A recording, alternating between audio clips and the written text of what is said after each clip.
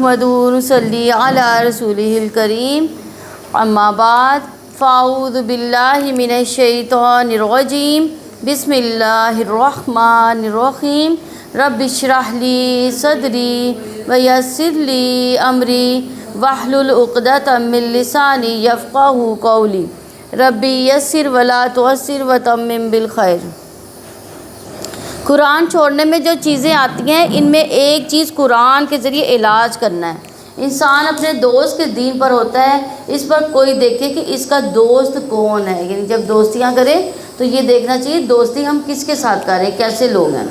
تیسری بات، انسان کی خوش قسمتی کے دروازے علم حاصل کرنے سے کھل جاتے ہیں۔ چوتھا، خالص توبہ گناہوں کو نیکیوں میں بدل دیتی ہے۔ خالص توبہ گناہوں کو نیکیوں میں بدل دیتی ہے۔ آخرت پر یقین انسان کو نیکی کی رغبت دلاتا ہے۔ انسانوں اور جانوروں کی زندگی میں فرق ہے کہ انسانوں کی زندگی کے مقاصد ہیں اور جانوروں کی زندگی کا کوئی مقصد نہیں، کھایا پیا اور چلے گئے۔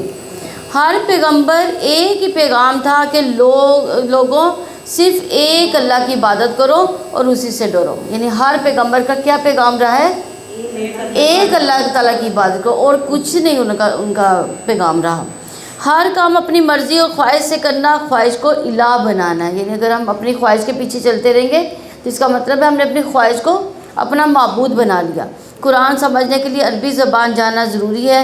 کسی کے بارے میں کسی کی کوئی رائے قائم کرنے یا سزا دینے سے پہلے بات کی تحقیق کر لینی چاہیے۔ جیسے ہم نے حدود کا دیکھا تھا نا، سلیمان علیہ السلام نے اس کی بات کی تصدیق کی تھی۔ دین اور دنیا کے کاموں میں ایک دوسرے کی مدد کرنی چاہیے۔ گناہ کرنے والا شخص ایک لوہے کی زرہ میں جھگڑا ہوتا ہے اور توبہ اس کے وہ حلقے توڑ کر اس کو آزاد کراتی ہے۔ مومن ظاہر اور باطن دونوں طرح نیک ہوتا ہے۔ ظلم سے گھر برباد ہو جاتے ہیں اور نرمی سے گھروں میں خیر آتی ہے۔ اور ہم کیا کرتے ہیں، ادھر سے لڑائی ادھر سے ہم بھی تن کے کھڑے ہو جاتے ہیں۔ نہیں جی، یہ تو کام ہونا ہی نہیں ہے۔ 15ویں بات کہ عباد الرحمن کی چال بڑی باوقار ہوتی ہے۔ علم چاہنے والا کبھی سیر نہیں ہوتا، یعنی اس کا پیٹ بھرتا ہی نہیں، کبھی اس کی تسلی ہوتی نہیں۔ کس کی؟ علم حاصل کرنے والے کی، یعنی جس کو علم کا شوق لگ جائے پھر وہ مزید علم کی طلب کرتا رہتا ہے۔ تو اسی لیے نبی صلی اللہ علیہ وسلم سے بھی کیا کہا گیا تھا؟ وَقُلْ رَبِّ زِدْنِی عِلْمًا۔ نبی صلی اللہ علیہ وسلم نے فرمایا دو لوگ کبھی سیر نہیں ہوتے، علم کا سیکھنے والا اور دنیا کا چاہنے والا۔ اب ہمیں یہ دیکھنا چاہیے کہ ہم دونوں میں سے کون ہیں، علم سیکھنے والے یا دنیا چاہنے والے، یعنی کیا ہماری خواہش علم حاصل کرنے کی زیادہ ہے، اس میں ہمیں زیادہ مزہ آتا ہے، اس کے لیے محنت زیادہ کرتے ہیں، اس کے لیے اپنا مال لگاتے ہیں، اپنا وقت لگاتے ہیں، یا صرف دنیا کا مال اکٹھا کرنے میں اپنی زندگی صرف کرتے ہیں۔ علم جذب کرنے والوں کی ایک خوبصورت مثال دی گئی۔ ابو موسیٰ رضی اللہ عنہ نبی صلی اللہ علیہ وسلم سے بیان کرتے ہیں، آپ صلی اللہ علیہ وسلم نے فرمایا اللہ نے مجھے جو ہدایت اور علم دے کر بھیجا اس کی مثال تیز بارش کی سی ہے، جو زمین پر برسے۔ صاف اور عمدہ زمین تو پانی کو جذب کر لیتی ہے، بہت سا گھاس سبزہ اگاتی ہے، جبکہ سخت زمین پانی کو روک لیتی ہے۔ پھر اللہ اسے لوگوں کو فائدہ پہنچاتا ہے، لوگ خود بھی پیتے ہیں، جانوروں کو بھی سیراب کرتے ہیں، اس کے ذریعے کھیتی باڑی بھی کرتے ہیں۔ کچھ بارش ایسے حصے پر پڑی جو صاف اور چٹیل میدان تھا، وہ نہ تو پانی کو روکتا تھا نہ سبزہ اگاتا تھا۔ بس یہی مثال اس شخص کی ہے جس نے اللہ کے دین میں سمجھ حاصل کی، اور جو علم دے کر اللہ نے مجھے مابعوث کیا اسے فائدہ ہوا، یعنی اس نے خود سیکھا، دوسروں کو بھی سکھایا۔ اور یہی اس شخص کی مثال ہے جس نے سر تک نہ اٹھایا اور اللہ کی ہدایت کو قبول نہ کیا جو میں دے کر بھیجا گیا۔ یعنی یا تو اس نرم زمین کی طرح بن جاؤ جو پانی کو اپنے اندر جذب کرتی ہے اور گھاس اور چارہ اگاتی ہے، لوگوں کے لیے خوبصورتی کا باعث بنتی ہے، فائدے کا باعث بنتی ہے، اور جو کچھ اگاتی ہے اس سے لوگ فائدہ اٹھاتے ہیں، یا یہ کہ اس چٹیل میدان کی طرح جو کچھ پانی روک لیتا ہے، انسان اور جانور وہاں سے پیتے ہیں اور فائدے اٹھاتے ہیں۔ اگرچہ وہ زمین خود زیادہ فائدہ نہیں اٹھاتی لیکن دوسروں کو ضرور فائدہ دیتی ہے۔ لیکن وہ زمین جس پر پانی پڑے اور وہ بہہ ہی جائے، نہ وہ خود فائدہ اٹھائے اور نہ ہی کسی اور کو دے، تو وہ زمین ناپسندیدہ زمین ہے۔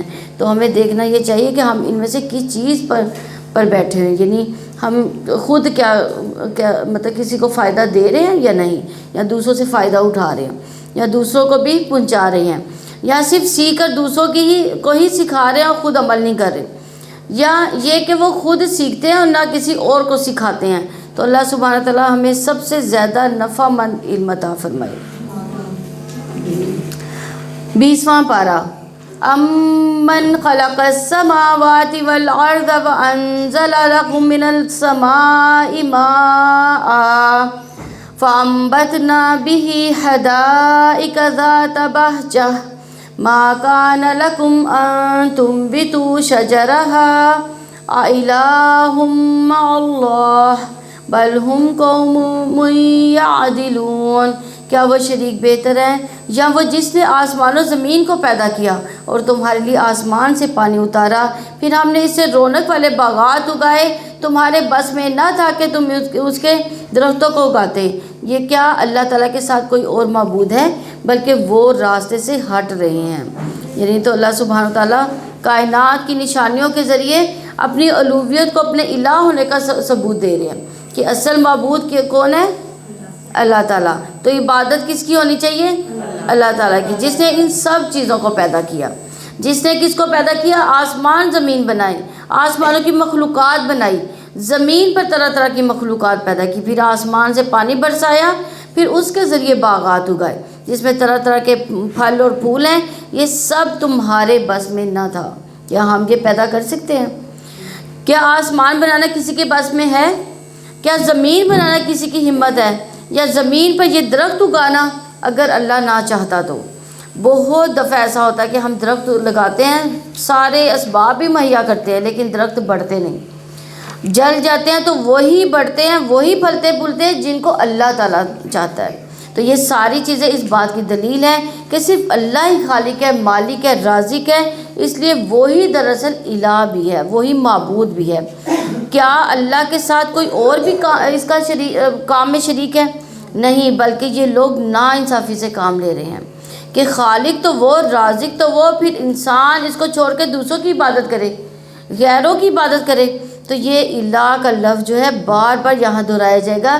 الہ کا لفظ معبود کے معنوں میں آتا ہے۔ توحید کی ایک قسم توحید الوہیت ہوتی ہے، دوسری توحید ربوبیت، اور تیسری توحید اسماء و صفات۔ تو یہاں توحید الوہیت کو ثابت کیا جا رہا ہے۔ اس کا معنی ہوتا ہے کہ اللہ کو یکتا معبود بنانا۔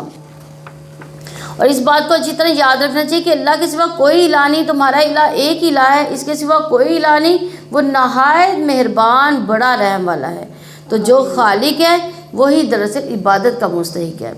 مشرکین مکہ اللہ کو خالق تو مانتے تھے لیکن اللہ کے الہ ہونے میں شرک کرتے تھے، یعنی اوروں کو بھی اپنی عبادت میں شریک کرتے، ان کے نام کی نظر نیاز چڑھاتے، ان کے آگے سجدے کرتے، ان سے دعائیں کرتے۔ تو اسی لیے رسول اللہ صلی اللہ علیہ وسلم نے آ کر سب سے پہلے اس بنیادی خرابی کو دور کیا۔ جب انسان کا یہ عقیدہ درست ہو جاتا ہے تو میرا پیدا کرنے والا ایک ہے، تو اللہ ہے، تو پھر اس کی ساری توجیہات اسی کی طرف ہو جاتی ہیں، پھر اسی کی وہ بات مانتا ہے، اسی کی خاطر وہ زمین پر چلتا پھرتا ہے، جیتا ہے۔ تو اس کے لیے تو جب تک انسان کا عقیدہ درست نہ ہو، توحید انسان کے اندر راسخ نہ ہو، اس وقت تک اس کا اخلاق، اس کی عبادت، اس کے معاملات، اس کا باقی طرز زندگی درست نہیں ہو سکتا۔ تو یہ وہ بنیادی بیج ہے جس پر اسلام کے درخت کی خوبصورتی کا انحصار ہے۔ تمام انبیاء کی بنیادی دعوت یہی رہی، نبی صلی اللہ علیہ وسلم کی بنیادی دعوت بھی یہی تھی۔ اور ہم جب دین کی تعلیم دیں، تبلیغ کریں، تو لوگوں کے اندر سب سے پہلے اسی الوہیت کی سبق کو پکا کریں کہ سچے دل سے اللہ کو اپنا الہ مانیں، کیونکہ اسی کی وجہ سے انسان آخرت میں نجات پائے گا۔ اور اگر اللہ کے سوا دوسروں کی طرف وہ متوجہ ہوتا ہے تو یہ چیز انسان کے اندر بے چینی بھی پیدا کر دیتی ہے، اور آخرت میں اس کا انجام بھی بہت بھیانک ہوتا ہے۔ یا وہ جس نے زمین کو ٹھہرنے کی جگہ بنایا اور اس کے درمیان دریا بنائے، اس کے لیے پہاڑ بنائے اور دو سمندروں کے درمیان ایک آڑ بنائی۔ کیا اللہ تعالیٰ کے ساتھ کوئی اور معبود ہے؟ بلکہ ان میں سے اکثر لوگ نہیں جانتے۔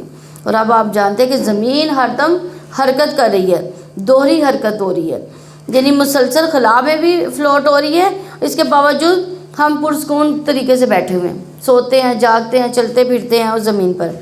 دو سمندروں کے درمیان ایک پردہ سا حائل ہو جاتا ہے، یعنی دو طرح کے رنگ ہیں، دو طرح کے ذائقے، ایک ٹھنڈا ایک گرم، اور ساتھ ساتھ چلتے جا رہے ہیں. یہ دونوں کے بیچ میں جو پردہ ہے وہ کس نے حائل کیا ہے؟ کیا اللہ تعالیٰ کے ساتھ بھی کوئی الہ ہے یعنی جس نے یہ کام کیا ہو؟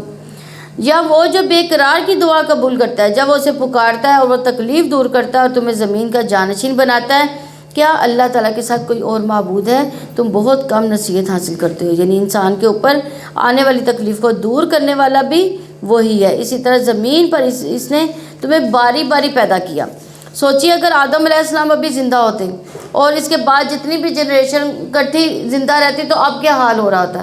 اب بھی اتنی جنریشن ہے کہ ان کے ریسورسز کا انتظامات کرنا اور بہت مشکل ہو رہا ہے. تو تب کیا بنتا اگر وہ سارے زندہ ہوتے تو؟ یعنی یہ زمین بھی کم پڑ جاتی، یہ وادیاں بھی کم پڑ جاتی، اور بلکہ جو اناج ہوتا وہ بھی کم پڑ جاتا. تو ایک جنریشن کے بعد ایک جنریشن، یہ ٹرانزیشن اتنی سموتھ ہوتی ہے، اتنی غیر محسوس طریقے سے ہوتی ہے کہ ایک ہی جگہ ایک تبدیل ہوتا چلا جاتا ہے اور انسان کو پتہ بھی نہیں چلتا. اور پھر خاص طور پر یہاں پر جو بے قرار کی دعا سننے کی بات ہے تو اس سے پتہ چلتا ہے اخلاص سے تڑپنے پر دعا قبول ہو جاتی ہے، خواہ وہ کوئی غیر مسلم ہی کیوں نہ ہو. تو اگر ہم چاہتے ہیں کہ ہماری دعائیں قبول ہو تو کیا کرنا چاہیے؟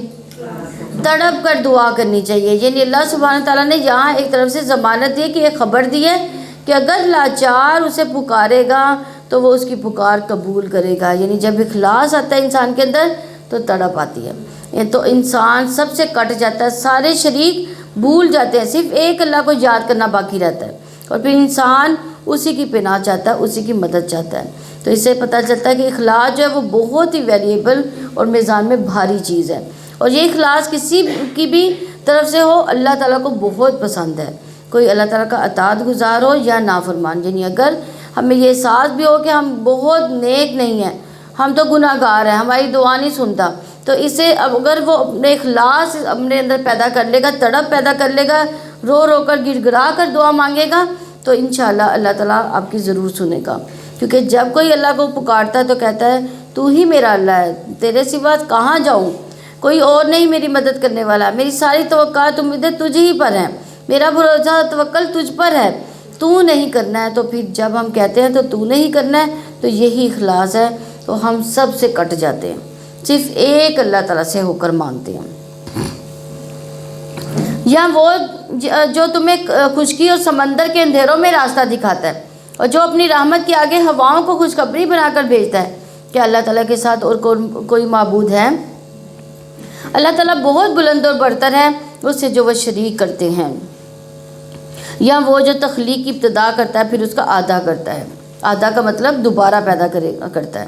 اور وہ جو تمہیں آسمان زمین سے رزق دیتا ہے. کیا اللہ تعالیٰ کے ساتھ کوئی اور معبود ہے؟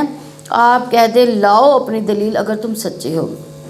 یعنی اگر غیر اللہ کی تم رغبت رکھتے ہو، اس کی طرف تم مائل ہوتے ہو تو دلیل لاؤ، واقعی انہوں نے بھی کوئی کارنامہ کیا ہے، انہوں نے بھی کچھ پیدا کیا ہے. تو یہاں انڈائریکٹ اس بات کی طرف بھی یاد دہانی کرائی گئی ہے کہ جس نے پہلی بار پیدا کیا وہ پھر بھی کرے گا اور تمہارا بھی حساب ہوگا. آپ کہتے ہیں کہ اللہ کے سوا آسمان و زمین میں جو بھی ہے غیب نہیں جانتا اور وہ شعور نہیں رکھتے کہ کب اٹھائے جائیں گے. یعنی اللہ کے سوا تو کسی کو یہ بھی نہیں پتہ کہ مرنے کے بعد دوبارہ کب اٹھایا جانا ہے، بلکہ ان کا آخرت کے بارے میں علم ختم ہو گیا، بلکہ وہ اس کے بارے میں شک میں ہیں، بلکہ وہ اس سے اندھے ہیں. تو اس سے پتہ چلتا ہے کہ آخرت کا علم، قیامت کے آنے کا علم صرف اور صرف کس کے پاس ہے؟ اللہ تعالیٰ کے پاس. انبیاء اور فرشتوں کو بھی قیامت کا علم ہی تو یہ پوچھنے کی بجائے کہ قیامت کب آئے گی، یہ سوچنا چاہیے کہ جب آئے گی تو پھر کیا ہوگا، مجھے اس کی تیاری کیسے کرنی ہے. تو ایک شخص نے نبی صلی اللہ علیہ وسلم سے قیامت کے متعلق سوال کیا. اس نے کہا قیامت کب آئے گی؟ آپ صلی اللہ علیہ وسلم نے فرمایا کیا تم نے اس کی تیاری کر لی ہے؟ اس نے کہا کچھ بھی نہیں مگر یہ کہ میں اللہ اور اس کے رسول صلی اللہ علیہ وسلم سے محبت کرتا ہوں. تو آپ نے فرمایا تم قیامت کے دن اسی کے ساتھ ہوگے جس سے تم محبت کرتے ہو. تو ہمیں اپنے دلوں کا جائزہ لینا چاہیے کہ ہمارے دلوں میں اللہ اور اس کے رسول کی محبت کتنی ہے. انس رضی اللہ عنہ کہتے ہیں کہ ہم اس بات سے اتنا خوش ہوئے، اتنا کسی اور بات سے نہیں، کہ نبی صلی اللہ علیہ وسلم نے یہ فرما دیا کہ تم اس کے ساتھ ہوگے جس سے تم محبت کرتے ہو. تو ہم نبی صلی اللہ علیہ وسلم سے محبت کرتے ہیں. انس رضی اللہ عنہ کہتے ہیں کہ میں نبی صلی اللہ علیہ وسلم، ابو بکر، عمر رضی اللہ عنہ سے محبت رکھتا ہوں. مجھے امید ہے کہ میں اپنی اس محبت کی وجہ سے انہی کے ساتھ ہوں گا. اگرچہ میرے عمل ان جیسے نہیں۔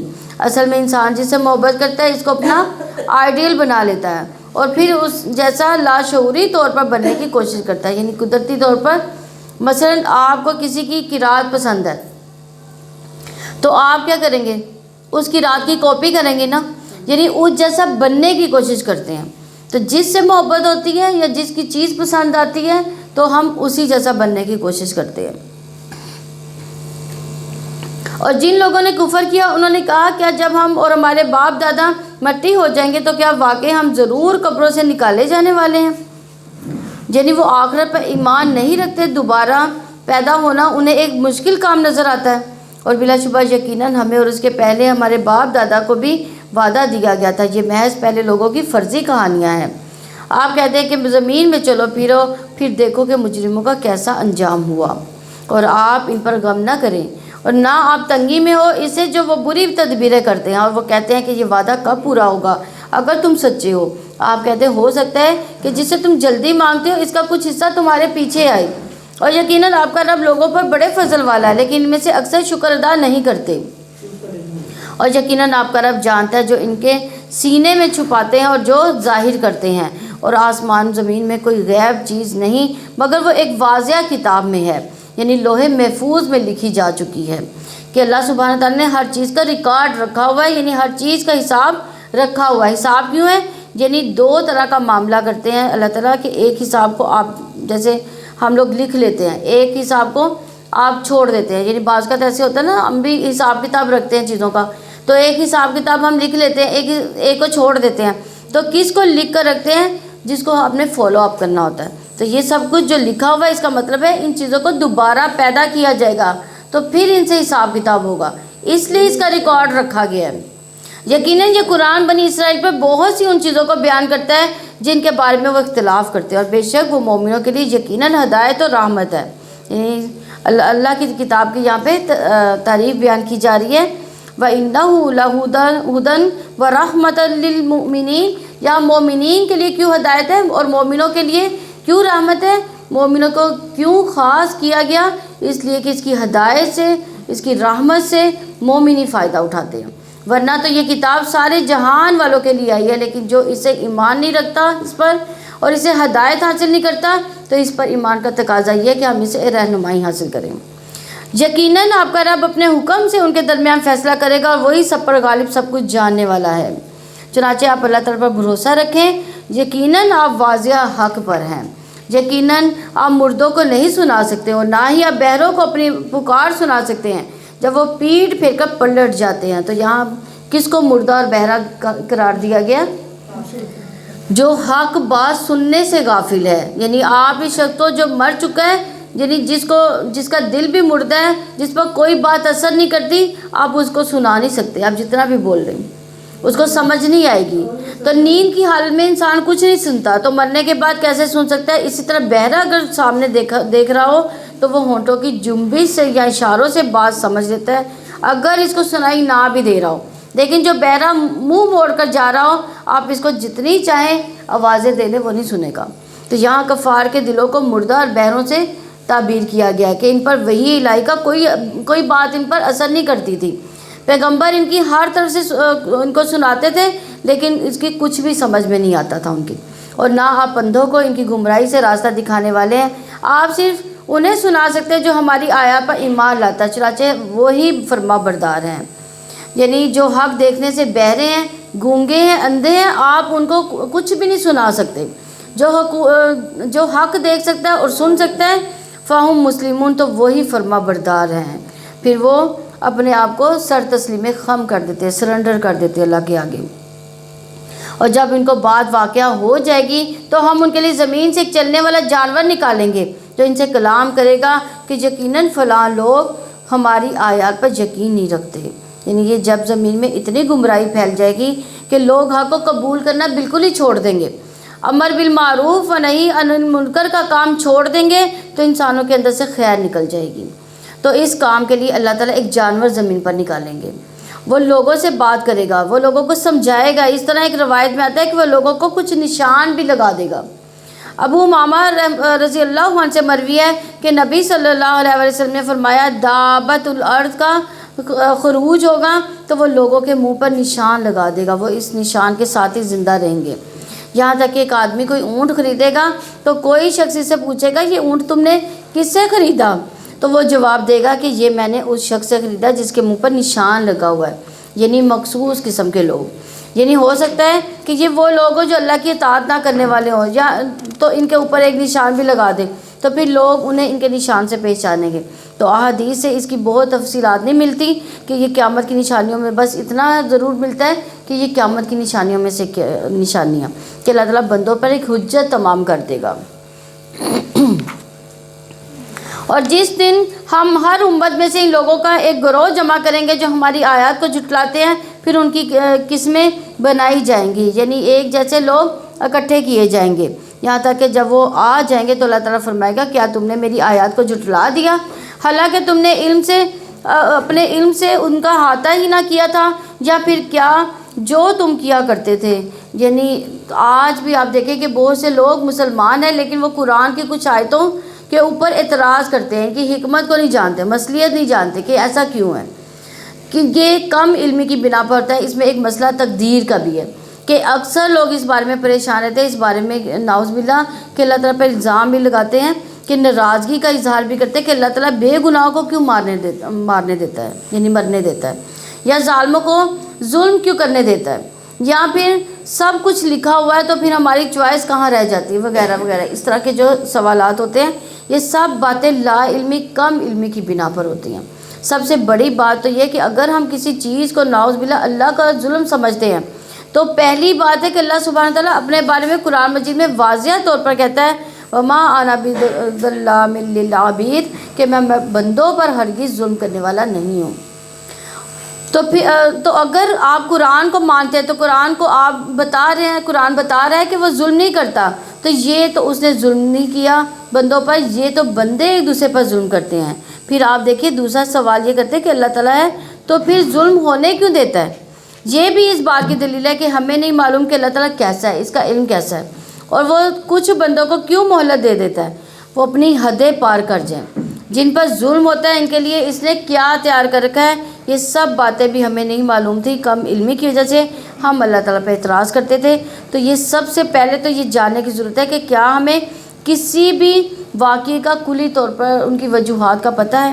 مثلا کسی انسان پر کوئی ظلم ہوا، اس کی ساری وجوہات پتہ ہے، اس کے اپنے گناہ کتنے تھے، یا اس کا ماحول کیسا تھا، اس کی غفلت تھی، یا وہ حاکم کی غفلت تھی، یا اس کے آس پاس یعنی اس کے جو سپورٹنگ گروپ تھے اور یا وہ کمزور تھے، تو ایسا ہوا کیوں؟ یعنی سارا الزام اللہ تعالیٰ کو دے دینا کہ وہ وقت پر وہاں پہنچ کر جو ظالموں کو زبردستی روک دیتا، تو یہ جو ہے یہ بات غلط ہے۔ زمین کے امور میں اس نے انسانوں کو جہاں چوائس دی ہے پھر وہ اسے زبردستی نہیں کرتا ہے۔ ایسا کیوں کرتا ہے؟ اس کی حکمت خود اسی کو معلوم ہے، کیونکہ ہمارا علم کم ہے، وہ علیم ہے، وہ حکیم ہے، لیکن ہم علم و حکمت میں بہت کم ہیں، کیونکہ جب ہم اپنے آپ کو زیادہ عقل مند سمجھتے ہیں تو اس لیے ہم فوراً اعتراض شروع کر دیتے ہیں۔ جب ہم اپنی کم علمی کا اعتراف کریں گے تو ہمیں کہنا چاہیے سبحانک لا علم لنا الا ما علمتنا۔ یہ کس نے کہا تھا؟ فرشتوں نے کہا تھا اللہ تعالیٰ سے کہ اللہ تعالیٰ تو پاک ہے، ہم نہیں جانتے جو تو جانتا ہے۔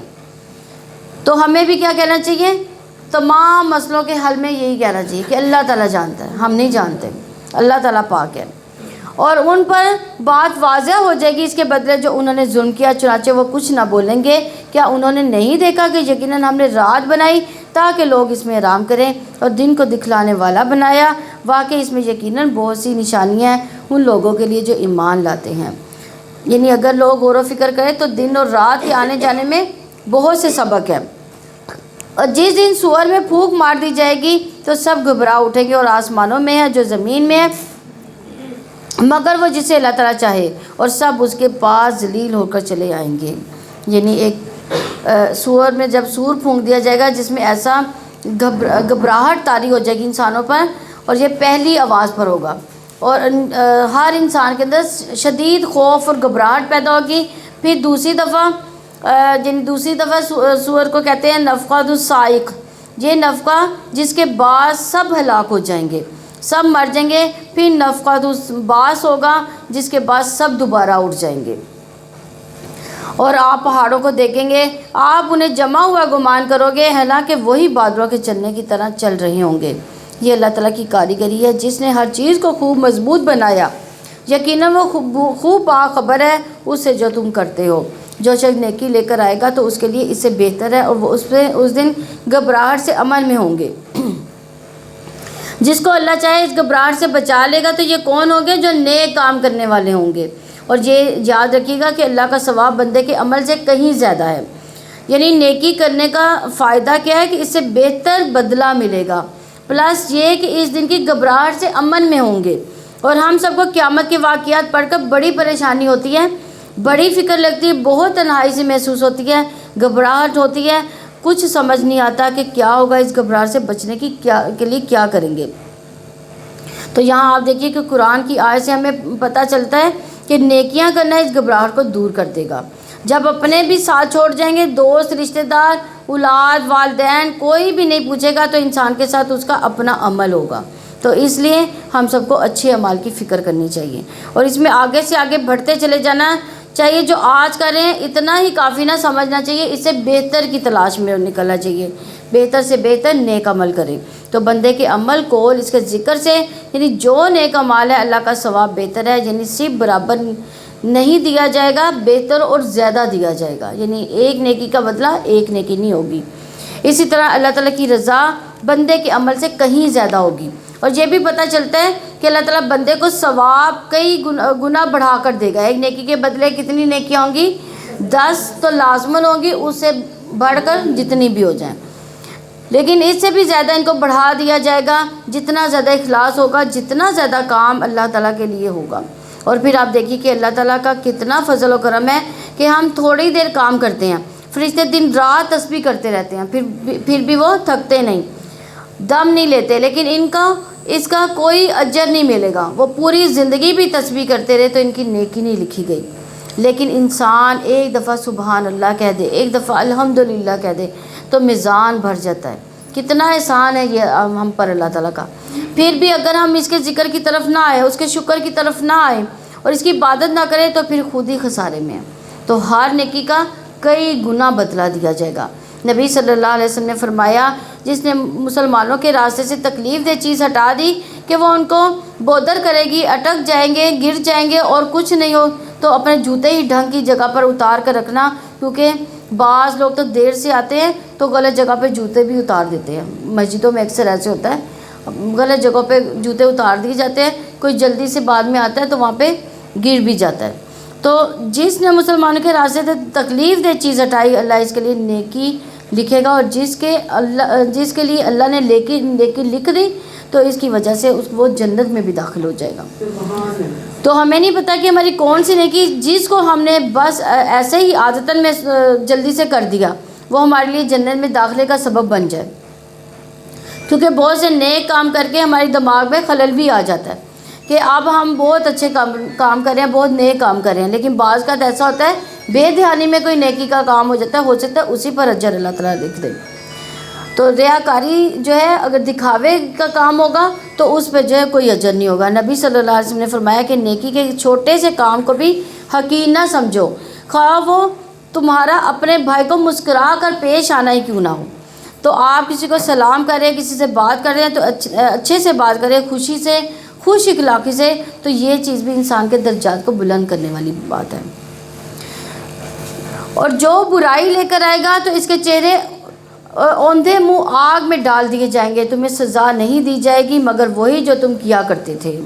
یعنی صرف ایک برائی کے بدلے میں ایک برائی، پھر بھی اگر کسی کی برائی کا پلڑا بھاری ہو گیا تو وہ پھر بہت خسارے میں ہوگا۔ یقیناً مجھے تو یہی حکم دیا گیا کہ میں اس شہر کے رب کی عبادت کروں جس نے اس کو حرمت دی اور ہر چیز اس کے لیے ہے، اور مجھے حکم دیا گیا کہ میں فرما برداروں میں سے ہو جاؤں، یعنی مسلم بن جاؤں، اور یہ کہ میں قرآن پڑھ کر سناؤں۔ پھر جو سیدھے راستے پر آ جائے تو یقیناً وہ صرف اپنے لیے سیدھے راستے پر آتا ہے، اور جو گمراہ ہو تو آپ کہہ دیں کہ میں صرف ڈرانے والوں میں سے ہوں۔ یعنی ایک معنی تو یہ ہے کہ نبی صلی اللہ علیہ وسلم سے کہا جا رہا ہے کہ آپ لوگوں کو قرآن پڑھ کر سنائیں، اتل القرآن، یعنی قرآن ریڈنگ کی چیز بھی ہے لیکن پڑھ کر سنانے کی بھی ہے، کیونکہ سن کر جو باتیں سمجھ آتی ہیں بعض کا خود ریڈنگ کرنے سے نہیں آتی، تو آپ نے غور کیا ہوگا کہ آپ روز کی اپنی تلاوت کرتے ہیں، رات کو امام کے پیچھے بھی سنتے ہیں، تو جو امام کے پیچھے سنتا ہے وہ زیادہ دل پر اثر کرتا ہے، زیادہ غور و فکر ہوتا ہے، جس کو ترجمہ آتا ہے، جسے ترجمہ پڑھا ہے اس کو زیادہ سمجھ آ رہی ہوتی ہے بنسبت اس کے جو آپ خود سے تلاوت کر رہی ہوتی ہیں۔ پھر اسی طرح اس کا یہ معنی بھی لیا گیا کہ قرآن کو مسلسل پڑھتا رہوں، یعنی لوگوں کو اس طرح بار بار دعوت دیتا رہوں اور اس کی طرف بار بار رہنمائی کرنے کے طریقے سے قرآن کو ہمیشہ پڑھ کر سناتا رہوں، کیونکہ یہی بھلائی کے راستے کی طرف رہنمائی کرنے کے لیے کافی ہے۔ جیسے ہم لوگ یہ دیکھیں سن رہے ہیں، اب ہمیں عربی تو نہیں آتی، اگر عربی آتی ہوتی تو میں عربی میں سارا تلاوت کر دیتی، لیکن چونکہ ہم اردو زبان کے مالک ہیں، اس پر عبور رکھتے ہیں، تو پھر اردو میں جب ہم قرآن سنیں گے تو وہ ہمیں زیادہ سمجھ آ رہا ہے۔ تو مسلسل پڑھنے میں یہ بھی معنی آتا ہے کہ ہمیشہ پڑھتا رہوں کہ اس میں چھپے ہوئے عمدہ حقائق تھوڑے تھوڑے کر کے میرے لیے کھل کر سامنے آ جائے۔ تو یاد رکھیے کہ ایک دفعہ قرآن پڑھنے سے پورا سمجھ نہیں آتا، اس کو بار بار پڑھنے کی ضرورت ہوتی ہے۔ اتل القرآن میں یہ معنی بھی پایا جاتا ہے کہ اس کو مسلسل بار بار پڑھتا رہوں، رمضان میں بھی پڑھوں، رمضان کے بعد بھی پڑھوں، ہر رمضان اپنے ساتھ یہ باندھ لینا چاہیے کہ ایک دفعہ کم از کم ضرور پورے قرآن سے سمجھ کر گزروں۔ یعنی سمجھ کر، کبھی آپ لوگوں نے پڑھا قرآن کو، یعنی اس کا کبھی ترجمہ آپ نے پڑھا ہو، اس کو سمجھ کر بھی پڑھنا چاہیے۔ تو سمجھ کر جو ہے پڑھا جائے تو وہ پڑھا ہوا جو ہے وہ تازہ ہو جاتا ہے، اور کئی نئی باتیں سمجھ آتی ہیں جو اس سے پہلے ہم نے یا تو پڑھ رکھی ہوتی ہے یا نہیں پڑھ رکھی ہوتی، تو یاد میں ہوتی بھی ہیں، بعض کا دوبارہ پڑھے تو دوبارہ یاد آ جاتی ہیں۔ لیکن یہ اس کے لیے جسے ترجمے سے ایک دفعہ قرآن پڑھا ہو، اگر ترجمے سے قرآن نہیں پڑھا تو پھر وہ فائدہ نہیں دیتا۔ لیکن یہ کہ جسے ترجمہ نہیں پڑھا اس کو چاہیے کہ ترجمے والا جو ہے قرآن پھر اس سے رہنمائی حاصل کرے۔ اور آپ کہتے ہیں سب تعریف اللہ تعالیٰ کے لیے، جلدی وہ تمہیں اپنی نشانیاں دکھا دے گا تو تم انہیں پہچان لو گے، آپ کے رب اس سے بے خبر نہیں جو تم عمل کرتے ہو۔ سورہ قصص مکی ہے، اس میں 88 آیات اور 9 رکوع ہیں۔ اللہ تعالیٰ کے نام سے جو وسیع رحمت والا نہایت رحم والا ہے۔ طاسیم میم، یہ واضح کتاب کی آیات ہے، یعنی قرآن کی آیات ہے۔ ہم آپ کو موسیٰ اور فرعون کے حالات حق کے ساتھ پڑھ کر سناتے ہیں، ایسے لوگوں کے لیے جو ایمان لاتے ہیں۔ نتلو پڑھ کر سناتے ہیں، یعنی ایک گروہ جو نبی بنی اسرائیل کا تھا، اس کو بہت ہی کمزور رکھا گیا تھا، یعنی جو لیڈر یہ کام کرتے ہیں وہ دراصل زمین پر فساد کرتے ہیں، جیسے کہ فرعون۔ سورہ قصص میں موسیٰ علیہ السلام کا قصہ بہت تفصیل سے بیان ہوا ہے، کس پس منظر میں موسیٰ علیہ السلام آئے، ان کی پیدائش کے فوراً بعد پیش آنے والے حالات، پھر اس کے بعد ان کی جوانی کیسی گزری، شادی کیسے ہوئی، پھر اس کے بعد واپس کس طرح آئے، بنی اسرائیل کو آزاد کرایا۔ گویا موسیٰ علیہ السلام پوری لائف جو ہے اس صورت میں بتائی گئی ہے۔ تو یہاں ہم دیکھتے ہیں کہ فرعون نے ملک کے اندر تفرقہ بازی کا بازار گرم کر رکھا تھا۔ اس سے مقصد کیا تھا کہ لوگ آپس میں لڑتے رہیں تاکہ وہ ان پر حکومت کرتا رہے، جیسے کہتے ہیں کہ تقسیم کر دو اور حکومت کر لو، کہ آپ لوگوں کو آپس میں گتھم گتھا ہونے دیں اور آپ ان کے اوپر مسلط ہو جائیں، ان کو یہ توجہ ہی نہ ہو کہ ہمارا حاکم ہمارے ساتھ کیا کر رہا ہے۔ اور موسیٰ علیہ السلام ان حالات میں پیدا ہوئے جب بنی اسرائیل بہت کمزور تھے، اتنے کمزور کہ فرعون کہا جاتا تھا کہ فرعون نے خواب میں دیکھا تھا کہ جس میں سے دیکھا تھا کہ بنی اسرائیل کا ایک بچہ بڑے ہو کر اس کی حکومت ختم کر دے گا تو ان کو مار ڈالے گا، اور اس بنا پر اسے بنی اسرائیل کے بچوں کا یعنی لڑکوں کا قتل عام شروع کر دیا۔ پھر کچھ عرصے بعد احساس ہوا کہ اگر ہم اسی طرح ان کو قتل کرتے رہے تو ہماری خدمت کون کرے گا، کیونکہ بنی اسرائیل میں سے تو سارے کام کروائے جا رہے تھے۔ تو انہوں نے پھر یہ طے کیا کہ 1 سال پیدا ہونے والے بچوں کو ہم زندہ چھوڑیں گے اور 1 سال پیدا ہونے والے بچوں کو مار دیں گے۔ تو جس سال ہارون علیہ السلام پیدا ہوئے اس سال بچے قتل نہیں کیے جا رہے تھے، اور جس سال موسیٰ علیہ السلام پیدا ہوئے اس میں بچوں کو قتل کیا جا رہا تھا۔ تو اللہ تعالیٰ نے ان کی حفاظت کے لیے کیا طریقہ اختیار کیا کہ آگے اس کی تفصیل آ رہی ہے کہ یقیناً فرعون نے زمین میں سرکشی کی، اس نے وہاں کے رہنے والوں کو کئی گروہ بنا دیے، ان میں سے ایک گروہ کو نہایت کمزور رکھا گیا تھا اور ان کے بیٹوں کو بری طرح ذبح کیا جاتا تھا، ان کی عورتوں کو زندہ رہنے دیتا تھا، یقیناً وہ فساد کرنے والوں میں سے تھا۔ اور ہم ارادہ رکھتے تھے کہ ان لوگوں پہ احسان کرے جو زمین میں نہایت کمزور کر دیے گئے تھے، اور ہم انہیں رہنما بنا دیں اور ہم انہیں وارث بنا دیں اور ہم انہیں زمین میں اقتدار دیں اور ہم فرعون حامان اور ان کے لشکروں کو ان کے وہی کچھ دکھلا دیں جس سے وہ ڈرتے تھے. یعنی اس کے لیے اللہ تعالیٰ نے ایک تدبیر کی تھی. وہ تدبیر کیا تھی کہ ہم نے موسیٰ کی ماں کو وحی کی کہ اسے دودھ پلاؤ, پھر جب تو اس کے بارے میں ڈرے تو اسے دریا میں ڈال دے اور نہ ڈرو اور غم نہ کرو, یقیناً ہم اسے تمہارے پاس لوٹا کر لانے والے ہیں, اسے رسولوں میں سے بنانے والے ہیں. یعنی الہام کہتے ہیں خفیہ اشارہ ہوتا ہے, فرشتہ آیا ہو یا ہو سکتا ہے کہ دل میں بات ڈال دی گئی ہو ان کی ماں کے دل میں. تو ماں کے لیے نومولود بچہ بہت پیارا ہوتا ہے. بڑے بچے بھی پیارے ہوتے ہیں لیکن چھوٹے بچے زیادہ معصوم ہوتے ہیں, اس لیے اللہ تعالیٰ نے ماں کے دل میں زیادہ محبت اس کے ڈالی ہوتی ہے. تو موسیٰ علیہ السلام کے اوپر تو اللہ تعالیٰ نے ویسے ہی بڑی محبت ڈالی تھی. تو اللہ تعالیٰ نے خاص محبت ڈالی تھی ان کے لیے لوگوں کے دلوں میں, جو ان کو دیکھتا تھا محبت کرنے لگ جاتا تھا. بہرحال اللہ سبحانہ تعالیٰ نے موسیٰ علیہ السلام کی والدوں کو تسلی دے دی کہ غم نہیں کرنا, سب ٹھیک ہو جائے گا, ہم اس بچے کو تیری طرف ہی لوٹا دیں گے, وعدہ ہو رہا ہے. اور آگے ہم قصہ بھی دیکھیں گے کہ اللہ تعالیٰ نے اپنے وعدے پورے بھی کیے. اور یہاں پہ خاص طور پر اللہ تعالیٰ نے موسیٰ علیہ السلام کی والدہ کو حکم دیا کہ وہ دودھ پلاتی رہے تاکہ موسیٰ علیہ السلام جتنے دن ماں کے پاس ہوں وہ صحت مند بچے کی طور پر پلیں, ان کی جسمانی بناوٹ مضبوط ہو جائے, کیونکہ چھوٹی عمر میں اور ڈے 1 سے پہلی خوراک کے طور پر بھی اگر ماں دودھ بچے کو دیتی ہے تو اس بچے کا امیون سسٹم اور گروتھ اس کی زیادہ بہتر ہوتی ہے. تو یہاں خاص طور پہ اس بات کی تلقین کی گئی ہے, ورنہ اس کو اگنور بھی کیا جا سکتا تھا. یہ بھی کہا جا سکتا تھا اس کو نہلاؤ دلاؤ, پاک صاف رکھو, پیارا سا بنا کے رکھو. اور آپ کو معلوم ہے کہ موسیٰ علیہ السلام کتنے اسٹرانگ تھے. انہوں نے مدین میں جا کے ایک پتھر جس کو اٹھایا تھا اس کو 10 لوگ اٹھاتے تھے, اور اس بچی نے نوٹ کیا تھا کہ اپنے باپ سے اس کے بارے میں کہا کہ وہ کبھی امین ہے. تو باپ نے پوچھا کبھی کہاں سے ہے, تمہیں کیسے پتہ چلا کہ وہ کبھی ہے؟ کہا میں نے دیکھا کہ ایک پتھر کو اٹھا کر دوسری طرف رکھ رہا ہے جس کو 10 آدمی اٹھاتے ہیں. تو اس سے اندازہ لگائیں کہ اس ماں کے دودھ پیے ہوئے ہونے کی اس پر شخصیت کا کیا اثر ہوتا ہے. تو اسے فرعون کے گھر والوں نے اٹھایا تاکہ وہ ان کے لیے دشمن ہو اور غم کا باعث ہو. یعنی اب صندوق میں بچہ تھا تو اٹھایا کنہوں نے؟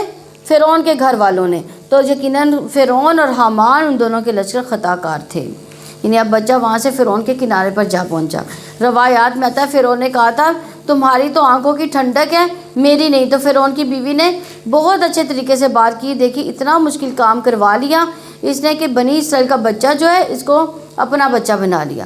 اسے قتل نہ کرو کیونکہ اس پر قتل واجب تھا اس کے قانون کے مطابق, کیونکہ وہ سال جو تھا وہ قتل کرنے والا تھا. تو جہاں بہت سے لوگ بھی مفسد ہوں, پوری گورنمنٹ بھی کرپٹ ہو جائے, وہاں ایک عادل شخص, ایک سمجھدار, ایک اصلاح کرنے والا یا قوم کو کچھ نہ کچھ فائدہ پہنچا ہی دیتا ہے. تو یہاں فرعون اور اس کے درباری حامان, قارون اور یہ سب جو تھے یہ بڑے ظالم لوگ تھے. لیکن فرعون کی بیوی آسیہ جو تھی وہ بہت ہی بڑی عادل, منصف اور نیک مزاج خاتون تھی. تو ان کے مشورے, ان کی کوششیں سے موسیٰ علیہ السلام کو بچا لیا گیا.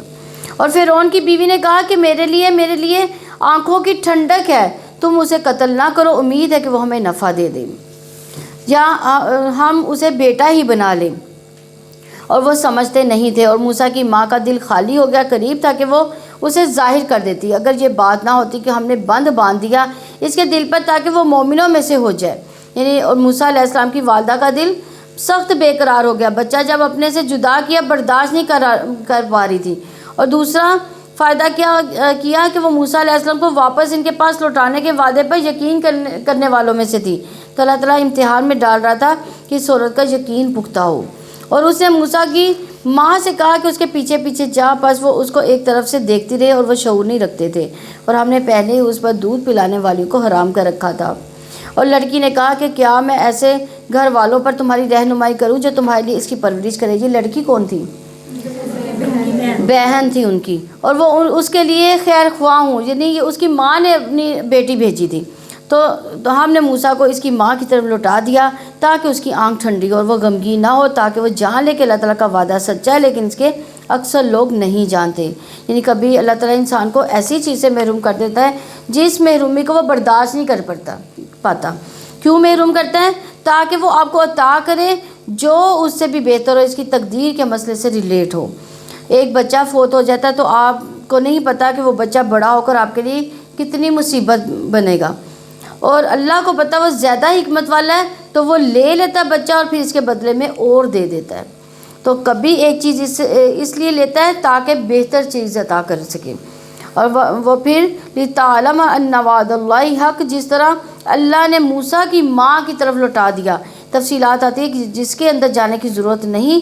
جب موسیٰ علیہ السلام نے کسی کے بھی دودھ پینے سے انکار کیا، پھر ایسی دودھ پلانے والی خاتون تلاش کی گئی جو موسیٰ علیہ السلام کی والدہ ہی نکلی۔ پھر ان سے کہا فرعونیوں نے کہ تم محل میں شفٹ ہو جاؤ۔ اس نے کہا نہیں، میرا تو اپنا گھر ہے، بچے ہیں، شوہر ہے، یہاں نہیں رہ سکتی، یہاں نہیں آ سکتی، بچہ مجھے دے دے، میں پال کر آپ کو دے دوں گی۔ اس طرح موسیٰ علیہ السلام دوبارہ اپنی ماں کی طرف لوٹ گئے، اور ماں نے ان کو اپنے خاص طریقے سے اپنے دین کے مطابق پالا، ان کی خاص تربیت کی۔ اور جب موسیٰ اپنی جوانی کو پہنچا، پورا توانا ہو گیا، تو ہم نے اسے حکمت اور علم عطا کیا، اور اسی طرح ہم نیک لوگوں کو جزا دیتے ہیں۔ یعنی حکمت اور علم سے مراد انہیں جسمانی قوت بھی دی اور ذہنی قوت بھی دی۔ اور وہ شہر میں ایسے وقت داخل ہوا جب کہ اس کے رہنے والے غفلت میں تھے، تو اس نے ان میں 2 آدمیوں کو پایا کہ وہ آپس میں لڑ رہے تھے، یہ اس کی قوم میں سے اور یہ اس کے دشمنوں میں سے تھا۔ اور جو اس کی قوم میں سے تھا اس نے موسیٰ سے اس شخص کے خلاف مدد طلب کی جو اس کے دشمنوں میں سے تھا، تو موسیٰ نے اس کو ایک گھونسا مارا، پھر اس کا کام تمام کر دیا۔ موسیٰ نے کہا یہ شیطان کے کاموں میں سے ہے، یقیناً وہ کھلا گمراہ کرنے والا دشمن ہے۔ یعنی اب ان ساری آیات کو آپ دیکھیں کہ موسیٰ علیہ السلام کی قوت کتنی تھی۔ موسیٰ علیہ السلام نے کہا یہ تو شیطانی حرکت ہے، اپنے عمل کو خود ہی غلط کر دیا، اور اپنا فطرت پر تھے، اور اسی بنا پر انہوں نے اپنی غلطی کو تسلیم بھی کر لیا۔ موسیٰ نے کہا میرے رب، یقیناً میں نے اپنی جان پر ظلم کیا، چنانچہ آپ مجھے بخش دے۔ تو اللہ تعالیٰ نے اس کو بخش دیا، یقیناً وہ بڑا بخشنے والا، نہایت رحم والا ہے۔ تو آپ دیکھیے کہ جب شیطان آپ کو یہ وسوسہ دے کہ تمہارے گناہ معاف نہیں ہو سکتے، تو آپ کہیں اگر قتل کا گناہ معاف ہو سکتا ہے تو میرا گناہ کیوں نہیں معاف ہو سکتا؟ تو اللہ تعالیٰ مجھے بھی معاف کر سکتا ہے۔ پر امید رہنا چاہیے انسان کو۔ اور یہاں سے یہ بھی بات پتہ چلتی ہے کہ گناہ کے نتیجے میں آنے والی مصیبت سے چھٹکارا صرف کس طرح سے ہوا؟ استغفار کرنے سے ممکن ہوا، کہ اگر ہمیں مصیبت آتی ہے تو ہمیں کیا کرنا چاہیے؟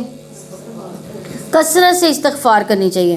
تو موسیٰ علیہ السلام اس موقع پر نادم ہوئے جو انہوں نے مارا، اور اسے ایک جان چلی گئی، تو اس ندامت کی وجہ سے جو وہ اپنے رب کے حضور جھکے اور گناہ پر بخشش طلب کی، تو اللہ تعالیٰ نے ان کے لیے رستہ بنا دیا، اور انہوں نے اس گناہ کو اپنی جان پر ظلم قرار دیا۔ اس لیے فرمایا انی ظلمت نفسی۔ تو یاد رکھیے ہمارے گناہ خود ہمیں کو نقصان دیتے ہیں، کسی کو نقصان نہیں دیتے۔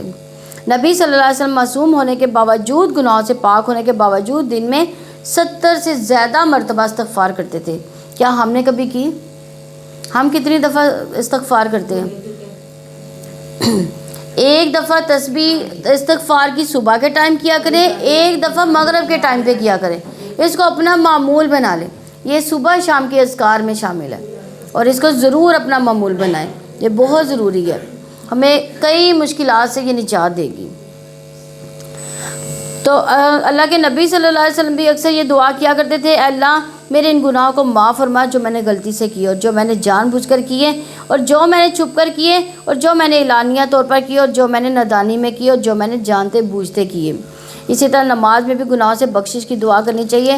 جب اتحیات آپ پڑھتے ہیں تو آخر میں آ کر اللہم انی ظلمت نفسی ظلما کثیرا ولا یغفر الذنوب الا انت فاغفر لی مغفرہ من عندک وارحمنی انک انت الغفور، یہ دعا جو ہے اس میں پڑھا کریں۔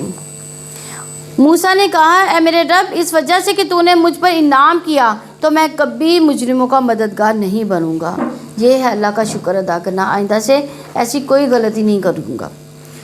تو اس نے ڈرتے ہوئے شہر میں صبح کی خطرہ بھانپتے ہوئے گیا، اور اچانک وہی شخص اسے فریاد کر رہا تھا جس نے کل اسے مدد مانگی تھی، یعنی جس کا کہنے پہ مکہ مارا تھا۔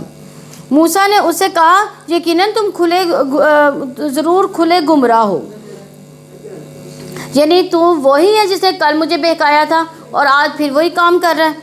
پھر جو ہی موسیٰ نے ارادہ کیا کہ وہ اس کو پکڑے تو ان دونوں کا دشمن تھا، اس نے کہا اے موسیٰ کیا تم آج مجھے اس طرح قتل کرنے کا ارادہ رکھتے ہو جس طرح تم نے کل کیا؟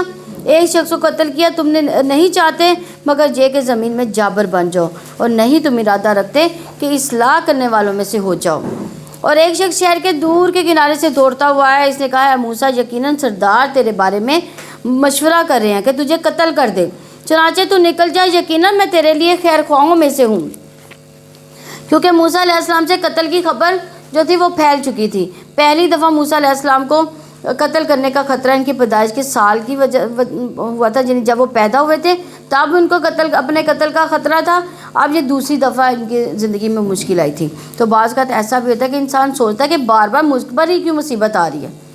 دیکھیں انبیاء علیہ السلام بھی بار بار امتحان میں ڈالے گئے، اللہ تعالیٰ ایک ہی امتحان میں بار بار انسان کو ڈالتا ہے بعض اوقات۔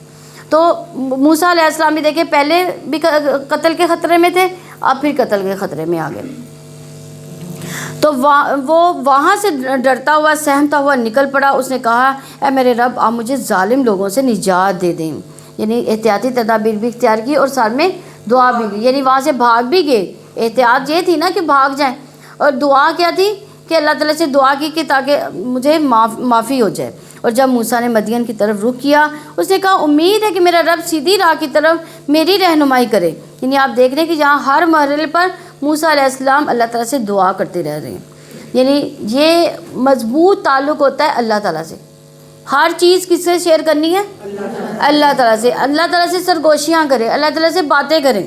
تو انسان راستے کی رہنمائی میں بھی اللہ تعالیٰ کا محتاج ہوتا ہے۔ جب کبھی راستہ بھول جائیں، اور آپ کا جی پی ایس بھی راستہ بھول جاتا ہے بعض کا، تو لیکن اللہ تعالیٰ پھر آپ کو صحیح راستے پہ ڈالتا ہے۔ تو سوا السبیل کا مطلب یہ بھی ہے کہ اللہ تعالیٰ مجھے ایسے راستے پہ چلا کہ جو کسی مشقت کے بغیر ہو، بالکل ہموار ہے، مقصد تک پہنچنے والا ہے۔ اور جب وہ مدین کے کنویں پر پہنچا تو اس پر لوگوں کے ایک گروہ کو پایا جو پانی پلا رہے تھے۔ ان سے الگ دو عورتوں کو پایا جو اپنے جانوروں کو روک رہی تھی۔ موسیٰ نے کہا تم دونوں کا کیا معاملہ ہے؟ انہوں نے کہا ہم پانی نہیں پلاتے یہاں تک کہ چرواہے پلا کر واپس چلے جائیں، اور ہمارے والد بہت بوڑھے ہیں۔ یعنی نپے تلے الفاظ میں انہوں نے اپنا مدعا بیان کر دیا۔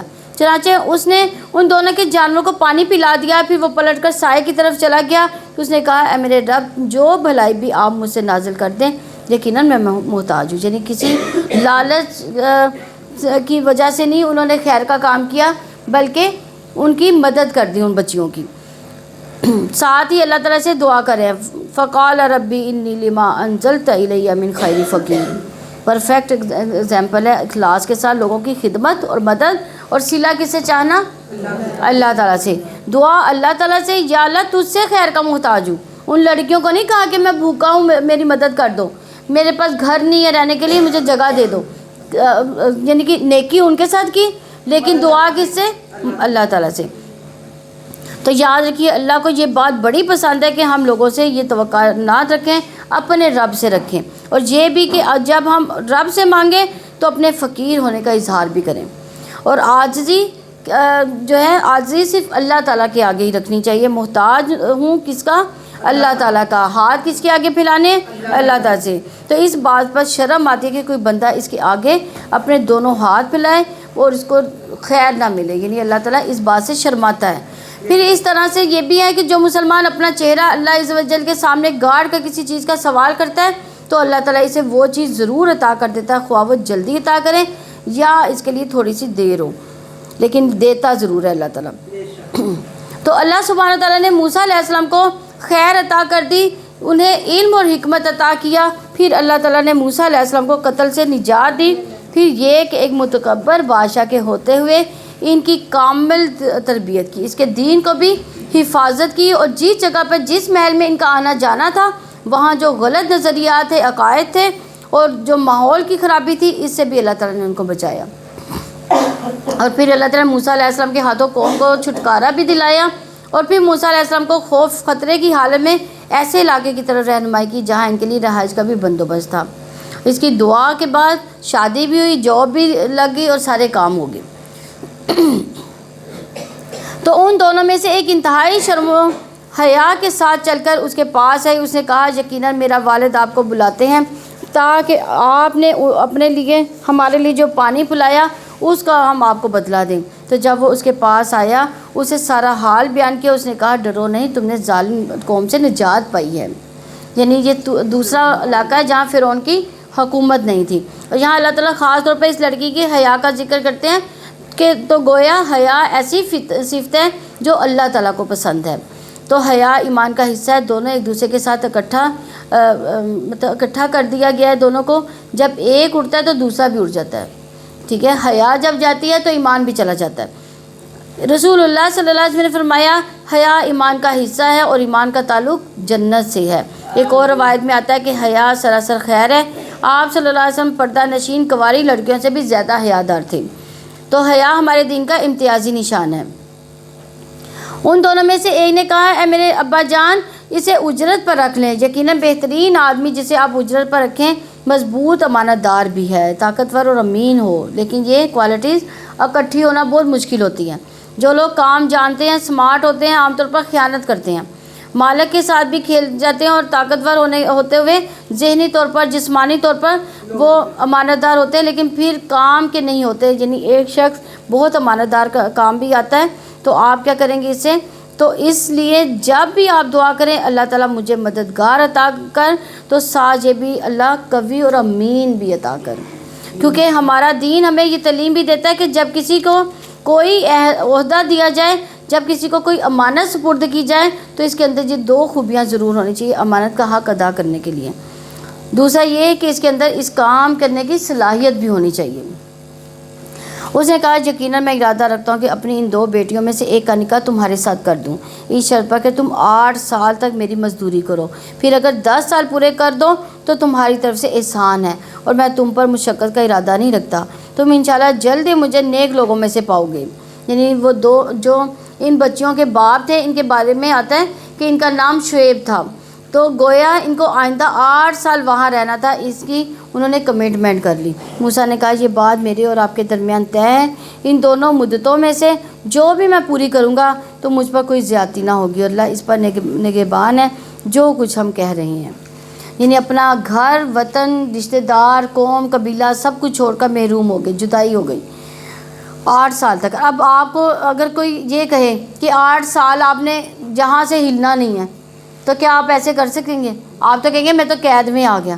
لیکن انہوں نے اپنا وہ جو پیریڈ تھا اپنا وعدہ وہ اس میں خلافی نہیں کی. تو نبی صلی اللہ علیہ وسلم نے فرمایا میں نے جبریل علیہ السلام سے پوچھا کہ موسیٰ علیہ السلام نے دونوں مدتوں میں سے کون سی مدت پوری کی تھی؟ تو انہوں نے کہا جو اس میں سے زیادہ کامل زیادہ مکمل تھی, یعنی 10 سال. یعنی ان کے وعدہ لیا گیا تھا نا یہ 8 سال یا 10 سال. تو اب یہ 10 سال کی محرومی کے بعد, میچورٹی کے بعد, تیار ہونے کے بعد اب اللہ تعالیٰ موسیٰ علیہ السلام کو اب ایک بڑے مشن پر دوبارہ واپس مصر جانے کا کہتے ہیں. پھر جب موسیٰ نے مدت پوری کر دی اور وہ اپنے گھر والوں کے ساتھ رات کو چل پڑا, اس نے طور کی جانب ایک آگ دیکھی. اس نے اپنے گھر والے سے کہا ٹھہرو, یقیناً میں نے ایک آگ دیکھی ہے, شاید کہ میں وہاں سے تمہارے پاس کوئی خبر لے آؤں یا کوئی آگ کا انگارہ تاکہ تم سیک سکو. یعنی آپ بیوی کو ساتھ لے کے جا رہے ہیں تو شوہر کا یہ حق ہوتا ہے کہ بیوی کو جہاں چاہے کوئی ضرورت ہو تو اس کی پوری کی جائے. تو وہاں پہ سردی بہت زیادہ تھی تو اس لیے انہوں نے سوچا کہ میں بیوی بچوں کے لیے ایک انگارہ لاتا ہوں تاکہ ان کو سردی تھوڑی سی کوئی کم ہو سکے. چنانچہ جب وہ وہاں آیا تو وادی کے دائیں کنارے پر بابرکت ٹکڑے میں ایک درخت سے پکارا گیا اے موسیٰ یقیناً میں ہی اللہ تعالیٰ جہانوں کا رب ہوں.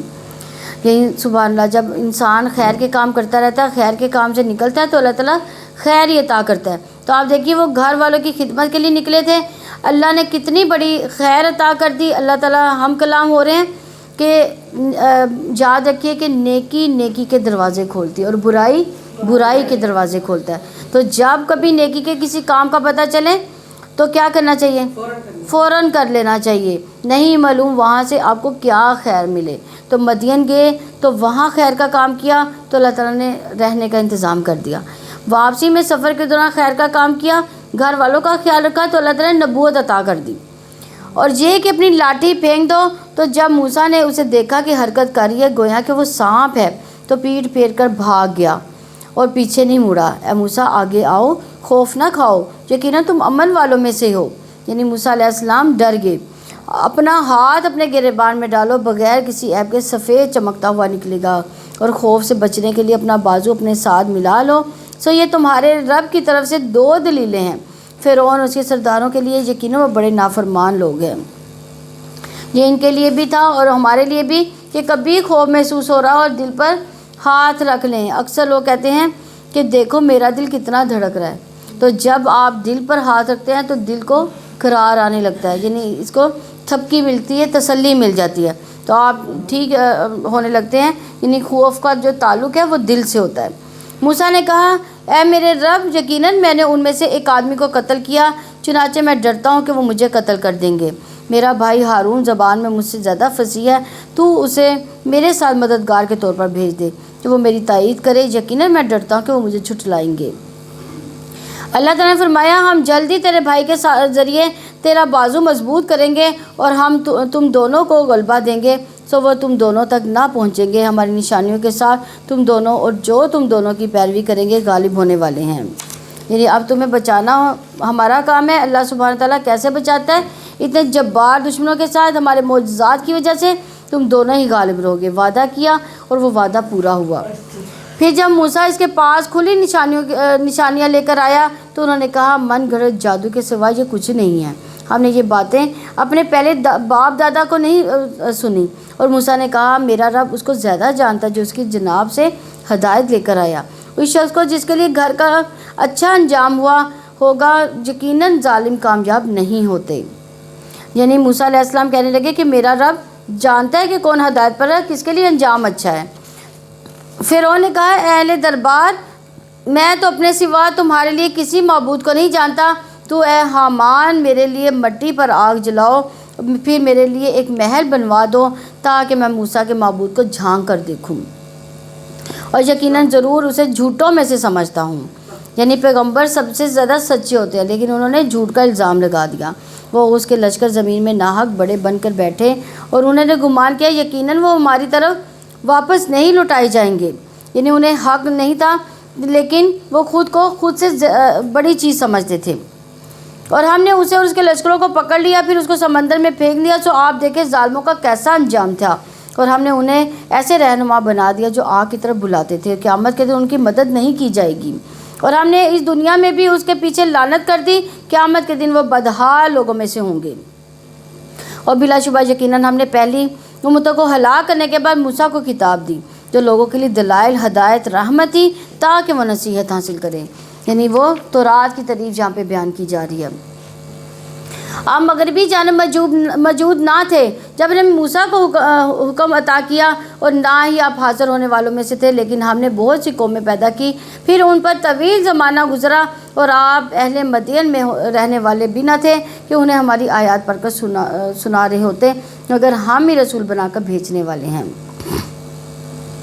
اور آپ طور کے کنارے میں بھی نہ تھے جب ہم نے موسیٰ کو پکارا، لیکن آپ کے رب کی جناب سے رحمت ہے تاکہ آپ ایسے لوگوں کو ڈرائیں جن کے پاس آپ سے پہلے کوئی خبردار کرنے والا نہیں آیا، تاکہ وہ نصیحت حاصل کریں۔ یہ کس کو کہا جا رہا ہے کہ آپ یہاں موجود نہیں تھے؟ نبی صلی اللہ علیہ وسلم کو کہا جا رہا ہے۔ یعنی یہ ساری جو باتیں ہیں نبی صلی اللہ علیہ وسلم کو یہ سارے واقعات وحی کے ذریعے بتائے جا رہے ہیں، اور اگر ایسا نہ ہوتا کہ ان کے اعمال کی وجہ سے ان پر کوئی مصیبت آ جاتی تو وہ کہتے اے ہمارے رب تو نے ہماری طرف کوئی رسول کیوں نہ بھیجا کہ ہم تیری آیات کی پیروی کرتے، ہم ایمان والوں سے ہی میں ہو جاتے۔ یعنی لیکن انہوں نے کیا کہا کہ یہ قرآن یہ جو ہے اور تورات ان کو جادو کا نام دے دیا، یعنی دونوں کتابوں کا انکار کر دیا انہوں نے۔ پھر جب ان کے پاس ہماری جناب سے حق آ گیا، انہوں نے کہا اس سے بھی کیوں نہ وہی کچھ دیا جائے جو موسیٰ کو دیا گیا تھا، اور کیا انہوں نے اس کا انکار نہیں کیا تھا جو اس سے پہلے موسیٰ کو دی گئی تھی؟ انہوں نے کہا دونوں جادوگر ہیں۔ انہوں نے ایک دوسرے کی مدد کی، اور انہوں نے کہا یقیناً ہم ہر ایک کا انکار کرنے والے ہیں۔ آپ کہتے کہ پھر تم ہی اللہ تعالیٰ کی جناب سے کوئی کتاب لاؤ جو ہدایت میں ان دونوں ہی سے بہتر ہو، میں اس کی پیروی کروں گا اگر تم واقعی سچے ہو۔ پھر اگر وہ آپ کی بات قبول نہ کریں تو آپ یقین کریں وہ صرف اپنی خواہشات کی پیروی کرتے ہیں۔ اس سے زیادہ گمراہ کون ہوگا جو اللہ تعالیٰ کی ہدایت کے بغیر ہی اپنی خواہش کی پیروی کرتا ہے؟ بلا شبہ اللہ تعالیٰ ظالم لوگوں کو ہدایت نہیں دیتا۔ تو یاد رکھیے علم کے بغیر نفس کی بات ماننے والا خواہش پرست ہوتا ہے۔ کون ہوتا ہے خواہش پرست؟ علم کے بغیر دلیل کے بغیر صرف دل کے ماننے پر، نفس کے ماننے پر، نفس کے پیچھے چلنے والا، دراصل اپنی خواہش نفس کو الہ بنانے والا اس کی پوجا کر رہا ہوتا ہے۔ تو یاد رکھیے ہمیں صرف قرآن ہی نہیں، نبی صلی اللہ علیہ وسلم کی طرف سے آنے والی باتوں کو بھی سنجیدہ لینا چاہیے، یعنی حدیث کا بھی انکار نہیں کرنا چاہیے، اور یہ حدیث تو میرے دل کو نہیں لگتی اور یہ میری عقل میں نہیں آتی، یہ میری سمجھ میں نہیں آتی، یہ نہیں باتیں کرنی چاہیے۔ جو حدیث آ گئی وہ عقل میں بھی آ جاتی ہے۔ تو آپ جیسے چونٹی کی آواز سن لینا عقل میں تو نہیں آتا، اتنی چھوٹی سی آواز ہے، تو اس آواز کو زیادہ سے زیادہ کتنی بڑی ہوگی، لیکن اللہ تعالیٰ نے قرآن میں بتا دیا چونٹی بولی۔ اس نے اپنے لشکر سے کیا کہا کہ اپنی کلونی سے کیا کہا کہ اس کو کیا کچھ پتہ تھا، یعنی ہدہد جو بولا کہ عقل اس کی کتنی کو ہوگی، لیکن ہدہد نے بھی کیا اطلاع دی، کتنی بڑی اطلاع دی تھی، قوم سبا کے بارے میں اطلاع دی۔ تو اس طرح حدیث میں بھی بعض باتیں ایسی ہیں جو انسان کے امتحان کے لیے بظاہر عقل میں نہیں آتی، لیکن ان کو یعنی چونکہ نبی صلی اللہ علیہ وسلم کی حدیث ہے اس لیے ان کو انکار نہیں کیا جا سکتا۔ تو آپ نے جو بتایا سچ بتایا، کچھ باتیں آج نہیں ہو سکتی تو کئی سو سال بعد ثابت ہو جائیں گی۔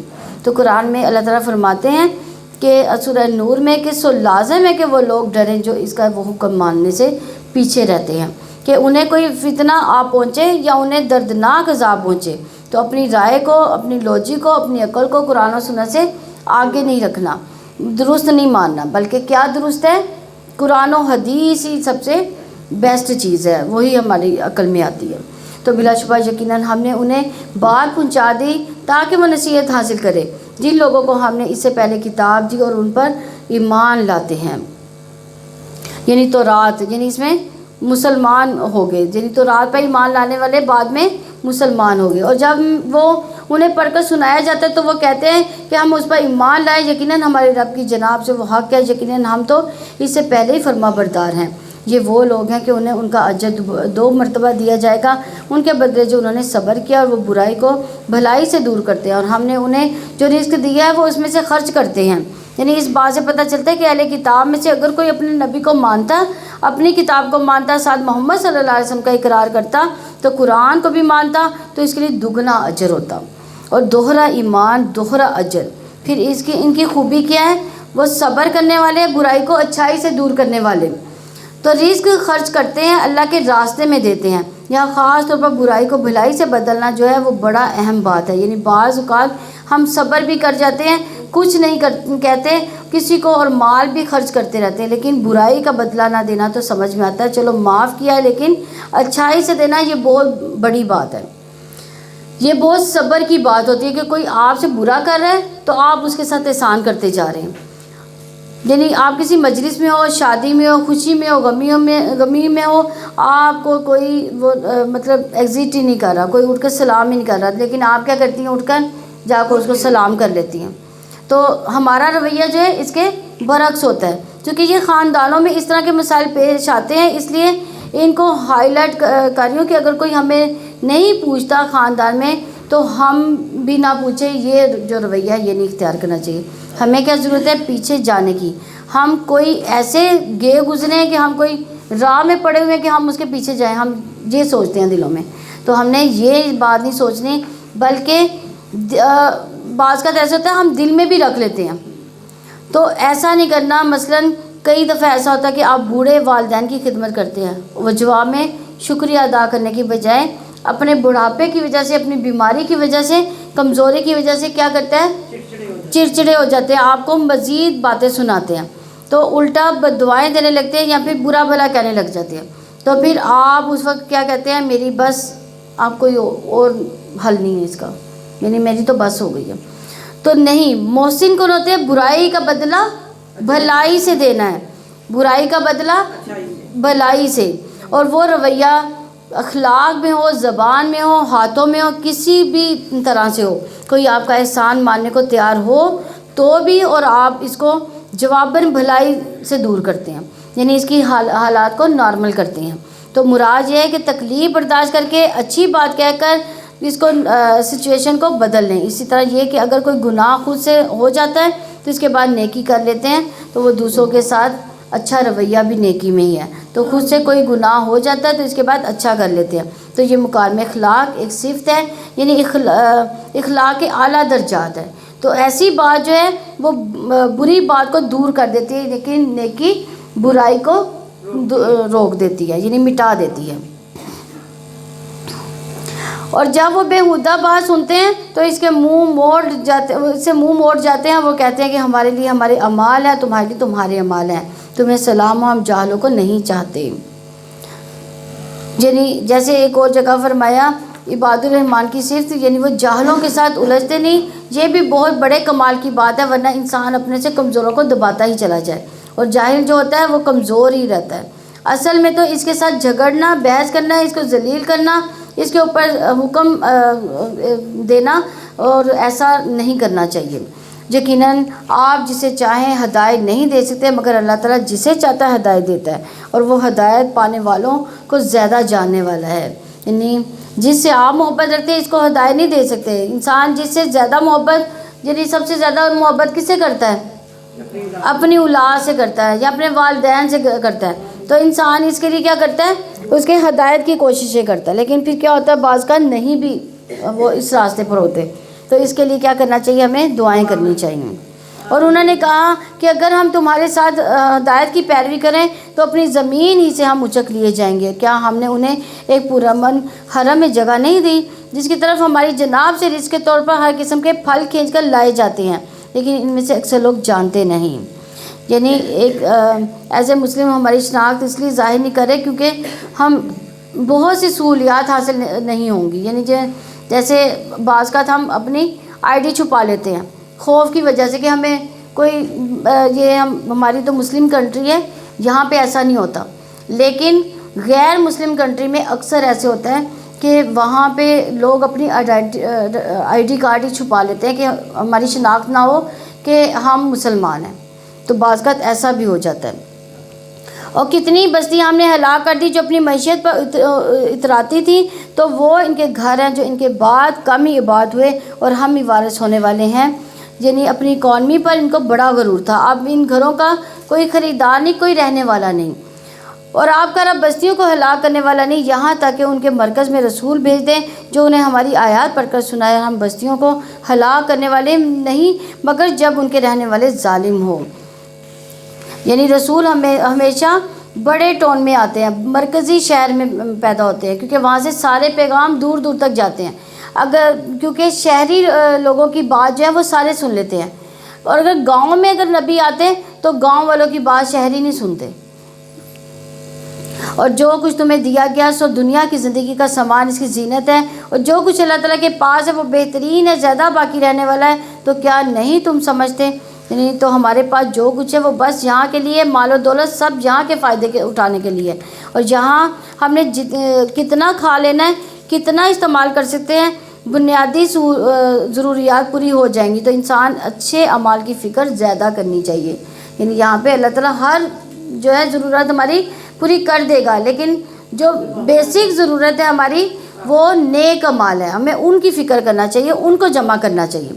تو کیا وہ شخص جسے ہم نے اچھا وعدہ کیا بس وہ اس کو ملنے ہی والا ہے؟ اس شخص کی مانند ہے جسے ہم نے دنیا کی زندگی کا کچھ فائدہ دیا، پھر وہ قیامت کے دن حاضر کیے جانے والوں میں سے ہوگا. اور جس دن وہ اللہ تعالیٰ انہیں پکار کر کہے گا میرے وہ شریک کہاں ہیں جن کا تم گمان رکھتے ہو، یعنی جن کا دعویٰ کرتے ہیں، جن پر بات ثابت ہو چکی. وہ کہیں گے اے ہمارے رب، یہ وہ لوگ ہیں جنہوں نے ہمیں گمراہ کیا، ہم نے انہیں ویسے ہی بہکایا جیسے ہم خود بہکے ہوئے تھے.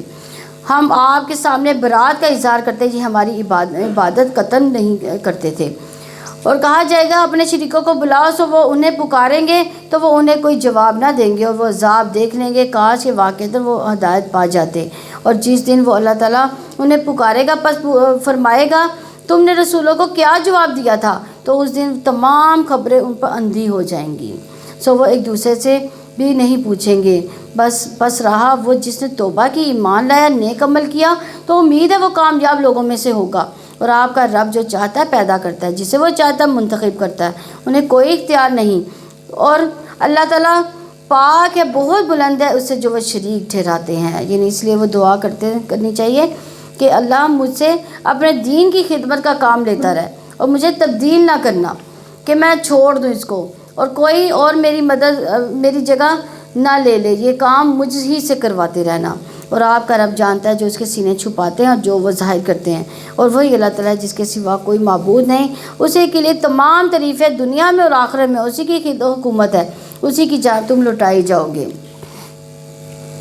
آپ فرمائے کہ کیا تم نے دیکھا اگر اللہ تعالیٰ تم پر قیامت کے دن تک ہمیشہ کے لیے رات طاری کر دے تو اللہ تعالیٰ کے سوا کون معبود ہے جو تمہیں روشنی لا دے، تو کیا تم سنتے نہیں؟ آپ فرمائے کیا تم نے دیکھا اگر اللہ تعالیٰ تم پر قیامت کے دن تک ہمیشہ کے لیے دن ہی کر دے تو اللہ تعالیٰ کے سوا کون معبود ہے جو تمہیں رات لا کر دے دے جس میں تم سکون حاصل کرو، تو کیا تم دیکھتے نہیں؟ اور اسے اپنی رحمت سے تمہارے لیے رات اور دن بنائے تاکہ تم اس میں سکون حاصل کرو، تاکہ تم اس کے فضل میں سے تلاش کرو، تاکہ تم شکر کرو۔ یعنی یہ آیت بتاتی ہے کہ فطرت پر ہونا، دن میں کام رات میں آرام، بوقت ضرورت رات کو کام کیا جا سکتا ہے، لیکن فائدہ اسی میں کہ انسان رات کو آرام کرے اور دن میں کام کرے۔ اور جس دن اللہ تعالیٰ انہیں پکارے گا پس وہ کہے گا میرے شریک کہاں ہیں جن کا تم گمان رکھتے ہو، اور ہم ہر امت میں سے ایک گواہ کھینچ لائیں گے، پھر ہم کہیں گے کہ اپنی دلیل لاؤ، تو وہ جان لیں گے یقیناً حق اللہ تعالیٰ کے لیے، اور وہ بھی ان سے گم ہو جائے گا جو وہ گڑا کرتے تھے۔ یعنی کیوں شرک کیا انہوں نے؟ یقیناً قارون موسیٰ کی قوم میں سے تھا، بس اس نے ان کے خلاف سرکشی کی، ہم نے اس کو اتنے خزانے دیے تھے، یقیناً ان کی چابیاں بلا شبہ ایک طاقتور جماعت پر بھاری ہوئی تھی۔ جب اس کی قوم نے اسے کہا اتراؤ مت، یقیناً اللہ تعالیٰ اترانے والوں کو پسند نہیں کرتا۔ یعنی قارون بنی اسرائیل میں سے تھا، فرعونیوں کے ساتھ جا ملا تھا۔ ایسے لوگ ہوتے ہیں ہر دور میں، اللہ فخر کرنے والوں کو پسند نہیں کرتا۔ تو یاد رکھیں دنیا کے مال پر ہی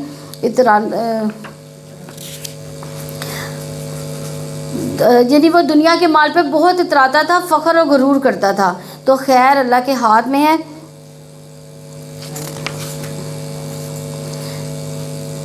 اچھا، تو دنیا کے مال پر وہی اتراتا ہے، وہی خوش ہوتا ہے جسے آخرت کی فکر نہیں ہوتی، آخرت سے وہ غافل تھا۔ اور جو کچھ اللہ تعالیٰ نے انہیں دیا اس سے آخرت کا گھر تلاش کرو، اور دنیا میں سے اپنا حصہ مت بھلاؤ، اور احسان کرو جیسا کہ اللہ تعالیٰ نے تمہارے ساتھ احسان کیا، اور زمین میں فساد تلاش نہ کرو، یقیناً اللہ تعالیٰ فساد کرنے والوں سے محبت نہیں کرتا۔ یعنی یہ اللہ تعالیٰ نے صرف اس لیے نہیں دیا کہ صرف دنیا بنا کر چھوڑ جاؤ اور اوروں کے آرام کا بندوبست کر جاؤ، اپنی آخرت نہ بناؤ، اپنا حصہ فراموش نہ کرو، اپنی ضرورت ضرور پوری کرو۔ تو پتہ چلتا ہے کہ فساد کہاں سے پیدا ہوتا ہے؟ مال و دولت سے۔ جب زیادہ ہو جاتا ہے تو بگاڑ پیدا ہو جاتا ہے۔ اللہ تعالیٰ نے ہماری زندگی کا مقصد کیا رکھا ہے؟ الذی خلق الموت والحیات لیبلوکم ایکم احسن عملا، وہ تمہیں آزما کر دیکھے کہ تم میں سے کون سے زیادہ اچھے عمل کرتا ہے۔ نیک اعمال انسان کو خسارے سے بچاتے ہیں، اور اس دنیا کی زندگی میں ہی انسان کو اپنی آخرت کمانی چاہیے۔ تو یاد ہے کہ جب انسان فوت ہو جائے گا تو قیامت کے دن اس کی عمر کے بارے میں سوال ہوگا، اس نے اسے کس چیز میں لگایا، علم کے بارے میں کتنا عمل کیا، مال کے بارے میں کہاں سے کمایا، کہاں خرچ کیا، جسم کے بارے میں کس کام میں اسے گھلایا۔ تو ان سوالوں کا جواب ہمیں تیار رکھنا چاہیے، اور ہم اپنے جسم کو کہاں تھکاتے ہیں۔ پھر احسان کی بات ہوئی تو یہاں احسن کما احسن اللہ الیک، اللہ نے تمہیں دیا تو تم لوگوں کو دیا کرو۔ تو اللہ تعالیٰ نے تمہارے حصے میں ڈال دیا لوگوں کا حصہ، اب وہ حصہ ان کو دے دو۔ حدیث میں آتا ہے بے شک اللہ بندوں کو نفع پہنچانے کے لیے اپنے کچھ لوگوں کو بطور خاص نعمتیں دیتا ہے۔ اگر وہ خرچ کرتے رہیں تو ان کا انعام برقرار رہتا ہے، اگر وہ رک جائیں تو ان سے چھین کر دوسروں کو دے دیتا ہے۔ تو نعمتیں برقرار رہتی ہے اگر اس میں سے ہم دوسروں کا حصہ نکالتے رہیں اور صرف اپنے لیے ہی سب کچھ جمع کر کے نہ رکھیں۔ اس نے کہا بلا شبہ یہ مجھے ایک علم کی بنا پر ہی دیا گیا جو میرے پاس ہے، اور کیا وہ نہیں جانتا کہ بلا شبہ اللہ تعالیٰ اس سے بہتر پہلے یقیناً کتنی قوموں کو ہلاک کر چکا۔ یہ کس نے کہا کہ یہ مجھے علم کی بنا پر ملا؟ قارون کہہ رہا ہے، قارون نے کہا کہ یہ مجھے علم کی بنا پر دیا گیا جو میرے پاس ہے، اور کیا وہ نہیں جانتا کہ بلا شبہ اللہ تعالیٰ اس سے پہلے یقیناً کتنی قوموں کو ہلاک کر چکا، اور اس سے زیادہ قوت، اس سے زیادہ جمعیت رکھتی تھی، اور مجرموں سے ان کے گناہ پوچھے نہیں جاتے۔ یعنی آج بھی بہت سے لوگ اپنی اگر اچھی جاب مل جاتی ہے تو وہ کس کا کمال سمجھتے ہیں؟ اس کو اپنا کمال سمجھتے ہیں۔ اگر دیکھا جائے تو کتنے ہی بڑی بڑی ڈگریوں والے جو ہیں وہ ڈگریاں لے کر اپنی پھر رہے ہیں، لیکن ان کو نوکریاں نہیں مل رہی۔ لیکن اگر بعض کا ایسا بھی ہوتا ہے کہ جو کچھ بھی نہیں پڑھا ہوتا لیکن اس کو بہت بڑا عہدہ بھی مل جاتا ہے، تو یہ کس کا کمال ہے؟ یہ اللہ تعالیٰ کا کمال ہے۔ تو رسول اللہ صلی اللہ علیہ وسلم نے فرمایا جس نے علم اس لیے سیکھا کہ اس کے ذریعے علماء کے سامنے فخر کرے، بیوقوفوں سے بحثیں کرے اور لوگوں کو اپنی طرف اٹریکٹ کرے، یعنی مائل کرے، تو اللہ تعالیٰ اس کو جہنم میں داخل کرے گا۔ کہا جاتا ہے کہ اس کو یہ علم حاصل ہو گیا تھا کہ وہ عام دھات کو سونا کیسے بنا سکتا ہے۔ کس کو علم دیا گیا تھا؟ یہ والا قارون کو دیا گیا تھا، یعنی عام دھات کو وہ سونا بنا لیتا تھا۔ تو روایات میں آتا ہے کہ لوہے کو جیسے سونے میں کنورٹ کرنے کا طریقہ ہوتا ہے، اس نے وہ مال جو ہے وہ مال و دولت کے ڈھیر لگا لیے تھے۔ تو اسی علم کی طرف اس کا اشارہ ہے کہ یہ تو میرا علم ہے، مجھے یہ راز پتہ چلا تو اس وجہ سے میں یہ سب کچھ جانتا ہوں۔ قارون سے بھی زیادہ دولت تھی لوگوں کے پاس، لیکن پھر بھی اللہ تعالیٰ نے اس کو ہلاک کر دیا۔ کیوں؟ فخر اور تکبر کی وجہ سے۔ پس وہ اپنی قوم کے سامنے اپنی زینت میں نکلا۔ جو لوگ دنیا کی زندگی کا ارادہ رکھتے تھے انہوں نے کہا اے کاش ہمارے لیے بھی اسی جیسا سب کچھ ہوتا جو قارون کو دیا گیا، بلا شبہ وہ تو یقیناً بڑی قسمت والا ہے۔ ہم بھی ایسے کرتے ہیں نا، یہ فطری بات ہے۔ جس کے پاس بہت زیادہ مال و دولت ہوتا ہے، گاڑیاں، کوٹھیاں اور پتہ نہیں کیا کچھ نوکر وغیرہ ہوتے ہیں، تو ہم کیا کہتے ہیں کہ یہ کتنی قسمت والا ہے۔ تو اسی طرح قارون کو بھی لوگ یہی کہتے تھے یہ کتنی قسمت والا ہے، اس کے بعد کتنے خزانے ہیں۔ اس کی خزانوں کی چابیاں سنبھالنے کے لیے ایک پورا گروہ ہوتا تھا۔ اور جن لوگوں کو علم دیا گیا انہوں نے کہا افسوس تم پر، اللہ تعالیٰ کا اجر اس کے لیے بہت بہتر ہے جو ایمان لائے اور نیک عمل کرے، اور وہ چیز نہیں دی جاتی مگر صبر کرنے والوں کو۔ یعنی علم والوں کو پہچان دیکھیے کہ اصل علم والے کون ہوتے ہیں۔ وہ جانتے کہ دنیاوی چکا چوند جو ہے وہ حقیقت نہیں ہے اور یہ رجنے کی چیزیں ہیں۔ اور انہوں نے فوراً ہی علم والوں نے کیا کہا کہ جو نیک عمال ہے وہی ہمارے قابل قبول ہے، یہ مال و دولت جو ہے یہ قسمت نہیں ہے۔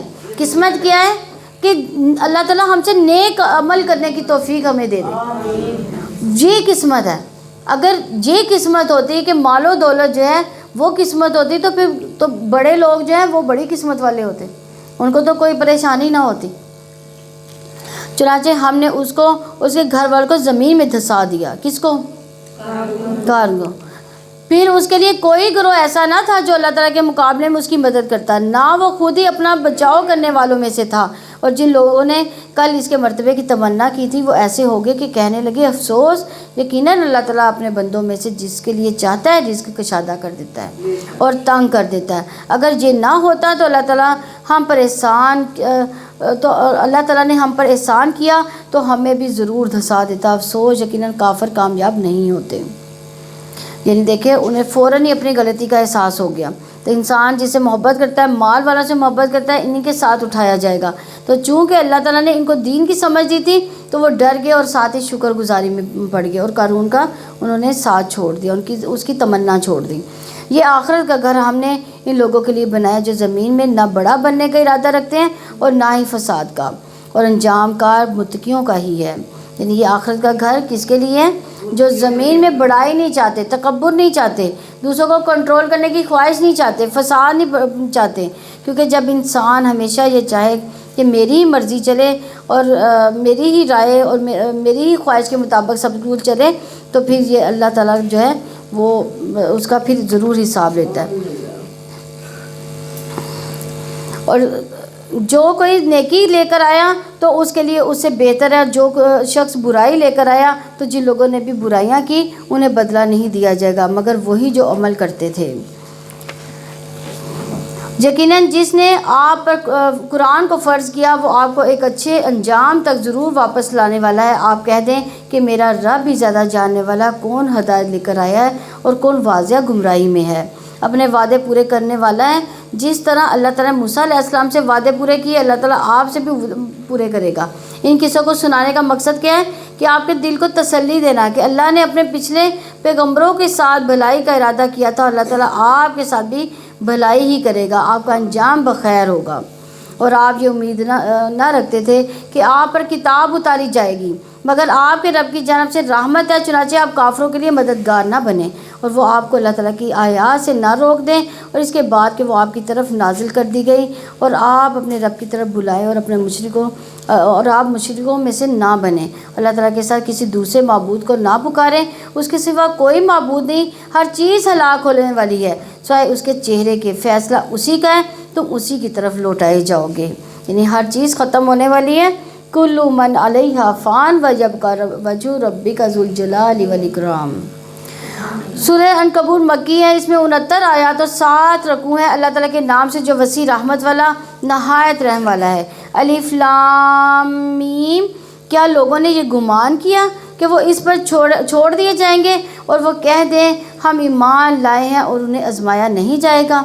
یاد رکھیں، جو بھی ایمان لایا اس دنیا میں اس کو ضرور آزمایا جائے گا۔ ہر انسان پر آزمائش اس کے دین کے مطابق آتی ہے، اس کے ایمان کے مطابق آتی ہے۔ سعد رضی اللہ عنہ کہتے ہیں کہ ایک مرتبہ میں نے عرض کیا، اے اللہ کے رسول صلی اللہ علیہ وسلم، سب سے زیادہ سخت آزمائش کن لوگوں پر آتی ہے؟ آپ نے فرمایا انبیاء پر، پھر صالحین پر، پھر درجہ بدرجہ عام لوگوں پر۔ انسان پر آزمائش اس کے دین کے اعتبار سے آتی ہے۔ اگر دین میں پختگی ہوگی تو آزمائش میں مزید اضافہ کر دیا جائے گا، اگر دین کی کمزوری ہوگی تو اس میں تخفیف کر دی جائے گی، کمی کر دی جائے گی۔ تو نبی صلی اللہ علیہ وسلم نے فرمایا، مومن مرد اور عورت پر جسمانی یا مالی یا اولاد کی طرف سے مستقل پریشانی آتی رہتی، یہاں تک کہ جب وہ اللہ سے ملتا ہے تو اس کا ایک گناہ بھی باقی نہیں رہتا۔ اور یقیناً ہم نے ان لوگوں کو بھی آزمایا جو ان سے پہلے تھے، یقیناً اللہ تعالیٰ ان لوگوں کو ضرور جان لے گا جنہوں نے سچ کہا، اور یقیناً وہ جھوٹوں کو بھی ضرور جان لے گا۔ یعنی اللہ کو تو پہلے سے علم ہے، لیکن اسے یہ علم لوگوں کے سامنے بھی لانا ہے۔ یا ان لوگوں نے جو برے کام کرتے ہیں یہ گمان کیا کہ وہ ہم سے آگے نکل جائیں گے، بہت برا فیصلہ جو وہ کرتے ہیں۔ یعنی قیامت کے دن اس کے سارے جھوٹ خیانتیں گن گن کر رکھی جائیں گی، وہ ان کے سامنے لے کر آئی جائیں گی اور انصاف کے ساتھ ترازو میں رکھی جائیں گی۔ وہ اللہ تعالیٰ سے بھاگ نہیں سکتے، وہ ان کو سزا دے گا۔ جو شخص اللہ تعالیٰ سے ملاقات کی امید رکھتا ہے تو یقیناً اللہ تعالیٰ کا مقرر وقت ضرور آنے والا ہے، اور وہ سب کچھ سننے والا، سب کچھ جاننے والا ہے۔ انسان کو اللہ سے ملاقات کی امید پر دنیا میں اللہ تعالیٰ کی اطاعت پر سختی کرنی چاہیے کہ اللہ سے ملاقات کا وقت آنے ہی والا ہے، جلد ہی وہ وقت آ جائے گا کہ جب ہم اس کے حضور حاضر کر دیے جائیں گے۔ تو اس لیے انسان کو اس بات کو کبھی نہیں بھولنا چاہیے، یہ نہیں سوچنا چاہیے کہ ابھی تو بڑی عمر پڑی ہے، ابھی تو میں جوان ہوں، بڑھاپے میں دیکھ لیں گے۔ ہم ایسے ہی کرتے ہیں نا، جوانی گزار لیتے ہیں، بڑھاپے میں جو ہے توبہ استغفار کر لیں گے۔ جو جس بھی عمر میں ہے وہ اللہ سے ملاقات کی فکر کرے گی، یہ نہیں پتہ کہ کس وقت جو ہے عمر کا جو بلب جو ہے وہ بجھ جائے گا۔ اور جو کوئی جہاد کرے تو وہ اپنے لیے جہاد کرتا ہے، بلا شبہ اللہ تعالیٰ سارے جہانوں سے یقیناً بہت بے پرواہ ہے۔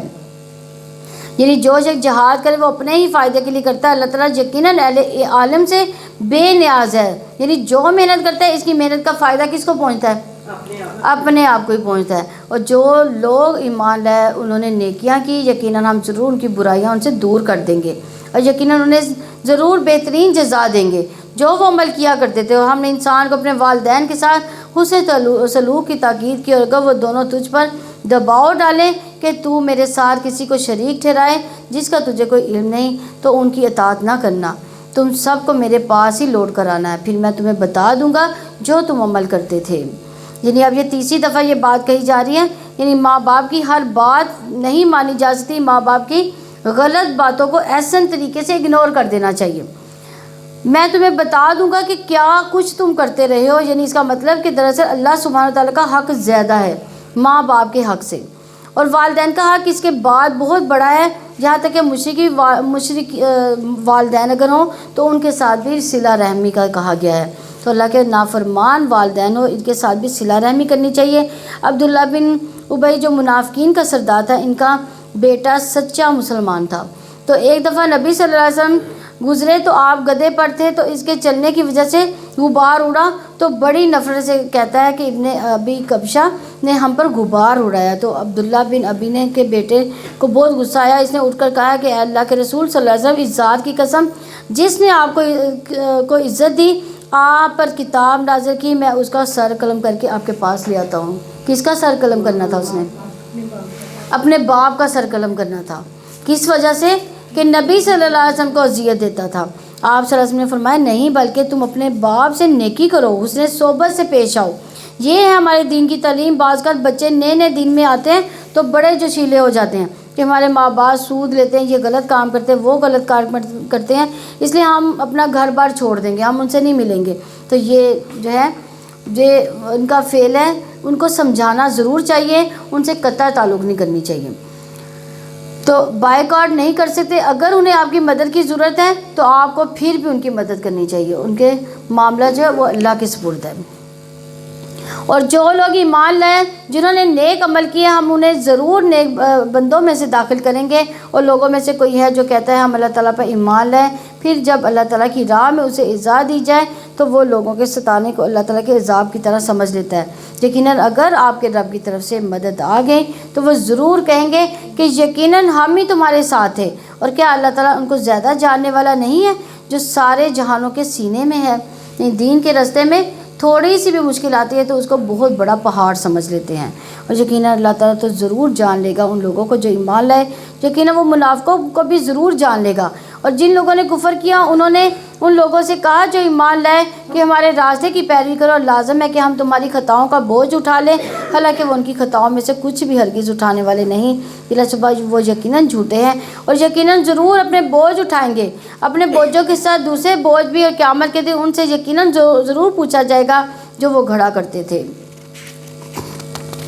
یعنی یہ بڑی خطرناک بات ہے کہ انسان کے اوپر صرف اپنے گناہوں کا ہی بوجھ نہ ہو بلکہ دوسروں کے گناہوں کا بھی بوجھ ہو، جس کو اس نے بھٹکایا ہو، گمراہ کیا ہو۔ یعنی جو کسی برے کام کا آغاز کرتا ہے، اس کا رواج ڈالتا ہے، تو اس کی پیروی کرتا ہے، تو قیامت کے دن اس کے گناہ کا بھی حصہ اس میں ہوگا۔ جیسے عمرو بن لئی نے مکہ میں بت پرستی کا آغاز کیا تھا، تو جتنے لوگ بت پرستی کریں گے اس کے بعد ان کو دیکھا دیکھی ان سب کے گناہ کا حصہ جو ہے اس کو ضرور ملتا رہے گا۔ اور ہم نے نوح کو اس کی قوم کی طرف بھیجا تو وہ ان میں سے 50 کم 1000 سال رہا، پھر انہیں طوفان نے آ کر پکڑا اور وہی ظالم تھے، یعنی 950 سال ان میں وہ رہے۔ پھر ہم نے نوح کو اور کشتی والوں کو نجات دلائی، ان جہانوں کے لیے نشانی بنا دیا۔ ابراہیم کو بھیجا جب اس نے اپنی قوم سے کہا کہ اللہ کی عبادت کرو، اس سے ڈر جاؤ، یہی تمہارے لیے بہتر ہے اگر تم جانتے ہو اللہ تعالیٰ کی بجائے تم بتوں کی عبادت کرو اور تم جھوٹ گڑھتے ہو۔ یقیناً اللہ تعالیٰ کے سوا جن کی تم عبادت کرتے ہو وہ تمہیں رزق دینے کا اختیار نہیں رکھتے، سو اللہ تعالیٰ کے پاس سے رزق تلاش کرو اور اس کی عبادت کرو، اسی کا شکر ادا کرو، اسی کی طرف تم واپس لائے جاؤ گے۔ اگر تم جھٹلاتے ہو تو تم سے پہلے بھی بہت سی قومیں جھٹلا چکی ہیں، اور رسول بس صاف صاف پیغام پہنچا دینے کے سوا کوئی ذمہ داری نہیں۔ اور کیا انہوں نے نہیں دیکھا کہ اللہ تعالیٰ کس طرح تخلیق کی ابتدا کرتا ہے، پھر وہ اس کا اعادہ کرتا ہے؟ اعادہ کرنے سے مراد کہ دوبارہ زندہ کرے گا۔ لیکن یہ اللہ تعالیٰ پر بہت آسان ہے۔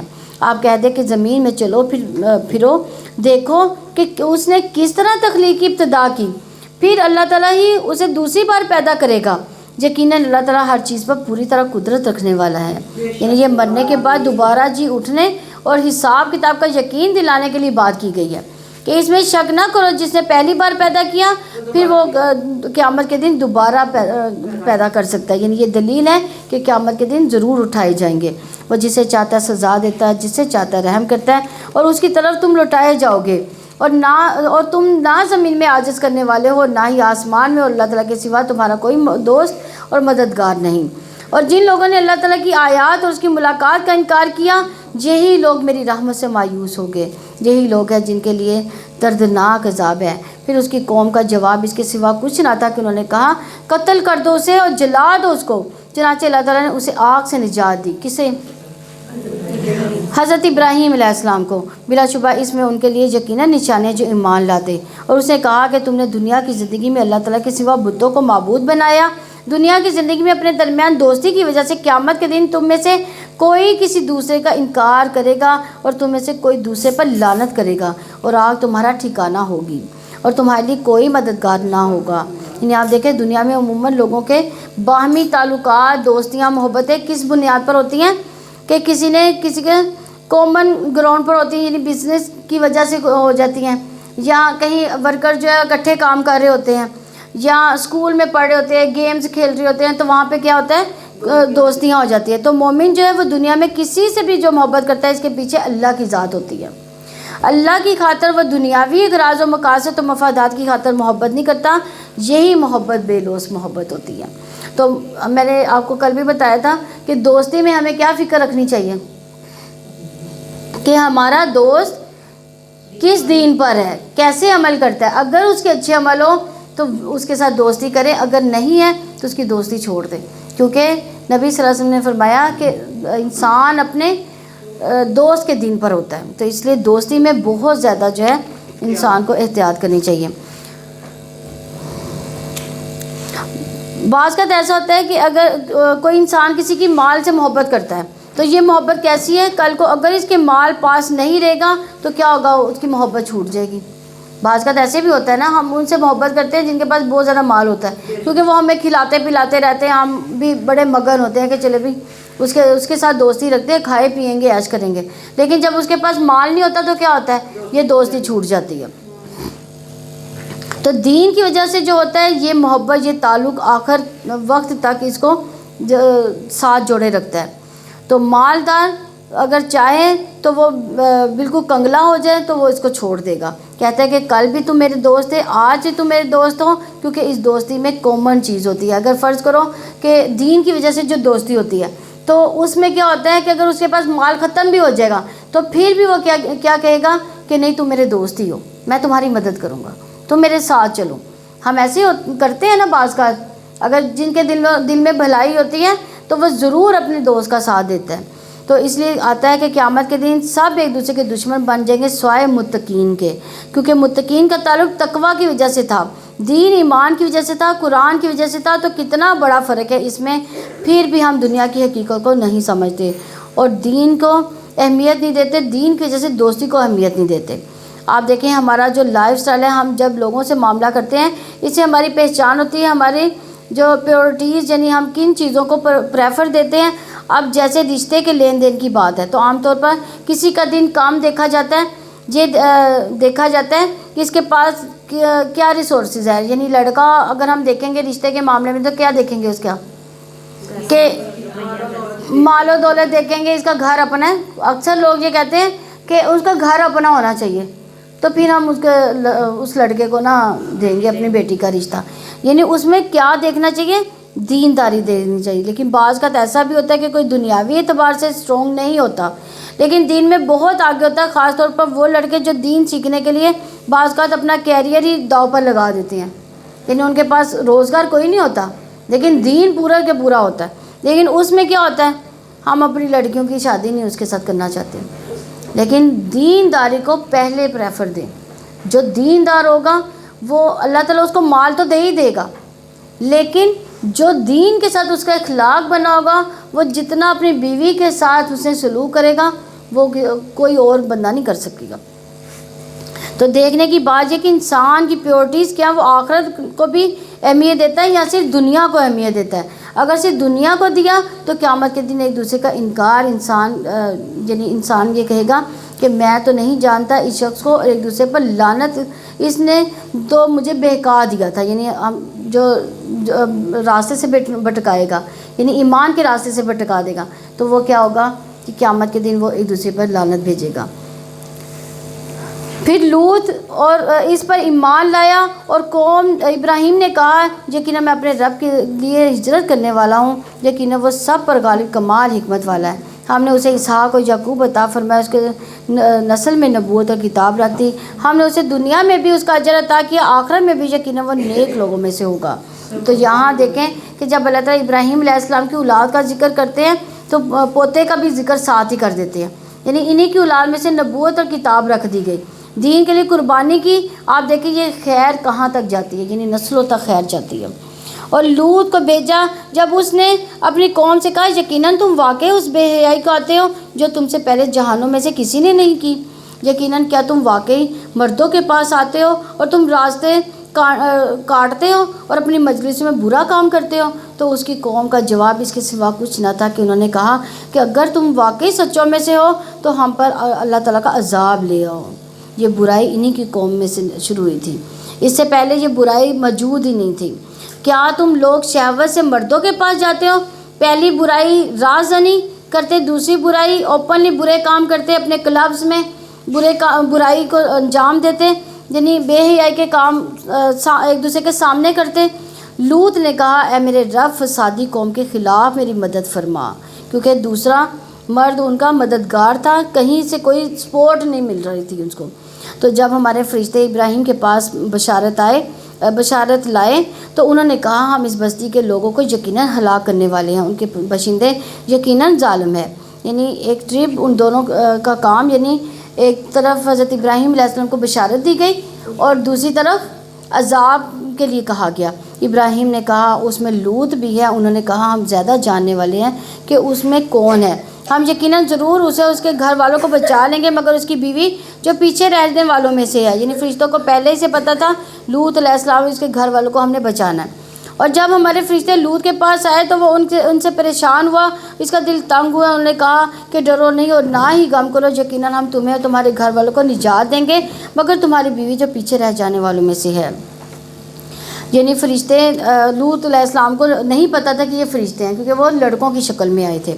ہم اس بستی کے باشندوں پر یقیناً آسمان سے عذاب نازل کرنے والے ہیں اس وجہ سے جو وہ نافرمانی کرتے تھے۔ یعنی قوم لوط کی دیگر نافرمانیوں کا بھی ذکر یہاں پہ آتا ہے۔ ابن عباس رضی اللہ عنہ کہتے ہیں لوط کی قوم میں اس بے حیائی کے کام کے علاوہ اور بھی گناہ پائے جاتے تھے۔ اس میں یہ بھی تھا کہ وہ ایک دوسرے کا حق بھی مارتے تھے۔ مثلا کسی کا گھر کرائے پر لیا تو کیا کرتے تھے، کرایہ بھی نہیں دیتے تھے اور اس پر جو قابض بھی ہو جاتے تھے۔ اور پھر اگر کوئی کرایہ مانگنے آتا تھا یا اپنا گھر مانگنے آتا تھا تو اس کو پھر گالی گلوچ بھی کرتے تھے۔ پھر مرد عورتوں جیسا اور عورتیں مردوں جیسا لباس بھی پہنتی تھی تاکہ وہ ایک دوسرے کے لیے بن جائیں۔ اس کے علاوہ وہ ٹیکس بھی ادا نہیں کرتے تھے اور بہت سے شرک کی بیماریوں میں بھی مبتلا تھے۔ اور یقیناً ہم نے اس بستی کو کھلی نشانی بنا کر چھوڑ دیا اس کے لیے جو عقل رکھتے تھے، یعنی راستے سے گزرتے ہوئے اب بھی وہ ان بستیوں کے آثار موجود ہیں۔ اور مدین کی طرف ان کے بھائی شعیب کو بھیجا تو اس نے کہا اے میری قوم اللہ تعالیٰ کی عبادت کرو، آخرت کے دن کی امید رکھو، زمین میں فساد برپا کرنے والے بن کر دنگا نہ کرو۔ تو انہوں نے اسے جھٹلا دیا تو ایک زلزلے نے انہیں پکڑ لیا تو وہ اپنے گھروں میں ہی اوندھے پڑے رہ گئے۔ اور عاد و سمود کو ہم نے ہلاک کر دیا اور تم پر اس کے رہنے کی جگہ واضح ہو گئیں۔ شیطان ان کے مال کو ان کے لیے خوشنما بنا دیا تھا، بس انہیں راہ راست سے روک دیا، حالانکہ وہ سمجھدار لوگ تھے۔ یعنی یہ انہیں راہ حق سے روک دیا تھا، یہ تھا ان کا قصور، یہ تھا ان کا مسئلہ کہ حق سے رک گئے تھے، حالانکہ وہ بہت سمجھدار لوگ تھے۔ آپ سوچئے جنہوں نے اتنے بڑے بڑے گھر بنائے، پہاڑوں کو تراشا، بہت بڑے پلر بنائے، انہوں نے بلند محلات تعمیر کر لیے، تو کوئی معمولی قوم تو نہیں تھی وہ، دنیاوی معاملات میں انتہائی سمجھدار، لیکن شیطان نے ان کے کاموں کو ان کے لیے اتنا خوشنما بنا دیا کہ وہ جو اپنے آپ کو اگلے کل سمجھتے تھے وہ دھرے کے دھرے رہ گئے، اور ساتھ ہی انہوں نے پیغمبروں کو جھٹلایا بھی، یہ بھی ان کا قصور تھا۔ اور قارون اور فرعون اور حامان کو ہم نے ہلاک کیا، بلا شبہ یقیناً موسیٰ اس کے پاس کھلی نشانیاں لے کر آئے تھے تو انہوں نے زمین میں تکبر کیا، حالانکہ وہ سب کا لے جانے والے نہ تھے۔ یہاں بھی تکبر کی بات آئی ہے، یہ دیکھیے تکبر جو ہے انسان کو ہلاک کر دیتا ہے۔ تو ہر ایک کو ہم نے اس کے گناہوں میں پکڑا، پھر ان میں سے بعض پر ہم نے پتھر زدہ ہوا بھیجی، اور ان میں سے بعض کو زبردست چنگار سے پکڑ لیا، ان میں سے بعض کو ہم نے زمین میں دھسا دیا، ان میں سے بعض کو ہم نے غرق کر دیا۔ اور اللہ تعالیٰ ایسا نہ تھا کہ ان پر ظلم کرتا، مگر اپنی جانوں پر وہ خود ہی ظلم کرتے تھے۔ اور جن لوگوں نے اللہ تعالیٰ کے سوا دوسرے سرپرست بنا رکھے ہیں ان کی مثال مکڑی جیسی ہے جو ایک گھر بناتی ہے، یقیناً سب گھروں سے زیادہ کمزور گھر مکڑی کا ہے اگر وہ جانتے ہوتے۔ یعنی مکڑی کے اندر ایک ایسا مادہ پیدا ہوتا ہے جس کے منہ سے نکلتا ہے تو ایک باریک دھاگا جو ہے پیدا ہوتا ہے، وہ باریک دھاگا کتنا ہے، ہمارے بال سے 20 گنا چھوٹا ہے، تو اس کے ساتھ کیا ہوتا ہے وہ اپنا گھر بناتی ہے۔ تو اللہ تعالیٰ کہتے ہیں وہ سہارا کتنا مضبوط سہارا ہوگا جو اتنا باریک ہے۔ تو اسی لیے کہا کہ غیر اللہ کے سہارے مکڑی کے جالے، مکڑی کے گھر سے بھی زیادہ کمزور ہے، وہ تمہیں نہیں سنبھال سکتے، تمہیں نہیں سہارا دے سکتے۔ تو یہ مثال اللہ تعالیٰ نے ان لوگوں کے لیے بیان کی جو اللہ کے علاوہ باطل معبود بناتے ہیں، جو ان کو نفع نقصان نہیں پہنچا سکتے۔ جیسا کہ مکڑی کا گھروندہ انسان کو نہ سردی سے بچا سکتا نہ گرمی سے، نہ اس کے رہنے کی کوئی جگہ ہوتی ہے اس میں۔ یقیناً اللہ تعالیٰ ان تمام چیزوں کو جانتا ہے جنہیں وہ اللہ تعالیٰ کے سوا پکارتے ہیں، اور وہ سب پر غالب کمال حکمت والا ہے۔ یہ مثالیں ہیں جو ہم لوگوں کے لیے ہی بیان کرتے ہیں، اور انہیں علم رکھنے والوں کے سوا کوئی نہیں سمجھتا۔ اللہ تعالیٰ نے آسمان و زمین کو برحق پیدا کیا، یقیناً اس میں ایمان والوں کے لیے ایک نشانی ہے۔ اللہ تعالیٰ ہمیں اس کی سمجھ بوجھ عطا فرمائے۔ اور یہ واقعات اللہ تعالیٰ نبی صلی اللہ علیہ وسلم کو کیوں سناتے تھے؟ کیوں سناتے تھے؟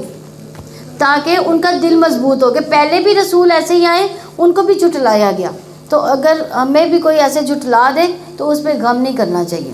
ہم بھی بعض کا ان کی بات کرتے ہیں تو ہمیں بھی جھٹلا دیا جاتا ہے، لیکن اس پہ غم نہیں کرنا چاہیے۔ جب نبی صلی اللہ علیہ وسلم کو جھٹلا دیا گیا تو ہم کیا چیز ہیں؟ اللہ تعالیٰ ہمیں قرآن کی سمجھ بوجھ عطا فرمائے، اس پر عمل کرنے والا بنائے، اس کو پڑھانے والا بنائے۔ اللہ تعالیٰ ہمیں نمازیں پڑھنا آسان فرما دے، ہمارے لیے ذکر اذکار کرنا آسان فرما دے، ہمارے لیے نیکیاں کرنا آسان فرما دے، ہمارے دلوں میں محبت پیدا کر دے، ہم سب ایک دوسرے سے اللہ تعالیٰ کے لیے محبت رکھیں، اللہ تعالیٰ کے لیے نفرت رکھیں۔ اللہ تعالیٰ ہمارے دلوں کو غیبت سے پاک کر دے، ہمارے دلوں میں ایمان بھر دے، ہمیں علم کی روشنی عطا فرما دے، ہمیں جھوٹ والی لعنت سے محفوظ فرمائے، ہمیں ریاکاری سے محفوظ فرمائے، ہمیں ایسے نیک کام کرنے کی توفیق عطا فرمائے جو اللہ کے ہاں مقبول ہو جائیں۔ اللہ تعالیٰ ہمیں اپنی محبت عطا فرما دے، اپنے محبت والے کام عطا کرنے کی توفیق عطا فرمائے، ہمیں اس دنیا کی بھی بھلائیاں عطا فرمائے اور آخرت کی بھی بھلائیاں عطا فرمائے۔ اللہ تعالیٰ ہمیں آخری وقت میں کلمہ نصیب فرمائے اور صراط مستقیم پر چلنا آسان فرما دے، قبر کے عذاب سے محفوظ فرما دے۔ اللہ تعالیٰ ہمارے گھروں کو بھی برکتوں سے بھر دے، ہمارے بچوں کو بھی نمازی بنا دے، انہیں بھی پڑھنے پڑھانے والا بنا دے، ان کو ہمارے لیے صدقہ جاریہ بنا دے، اور جن کی اولاد نہیں اللہ تعالیٰ ان کو نیک صالح اولاد عطا فرمائے، اور ہمیں بھی اپنے والدین کے لیے صدقہ جاریہ بننے کی توفیق عنایت فرمائے۔ سبحانک اللہم و بحمدک، نشہد ان لا الہ الا انت، نستغفرک و نتوب الیک۔ السلام علیکم ورحمۃ اللہ وبرکاتہ۔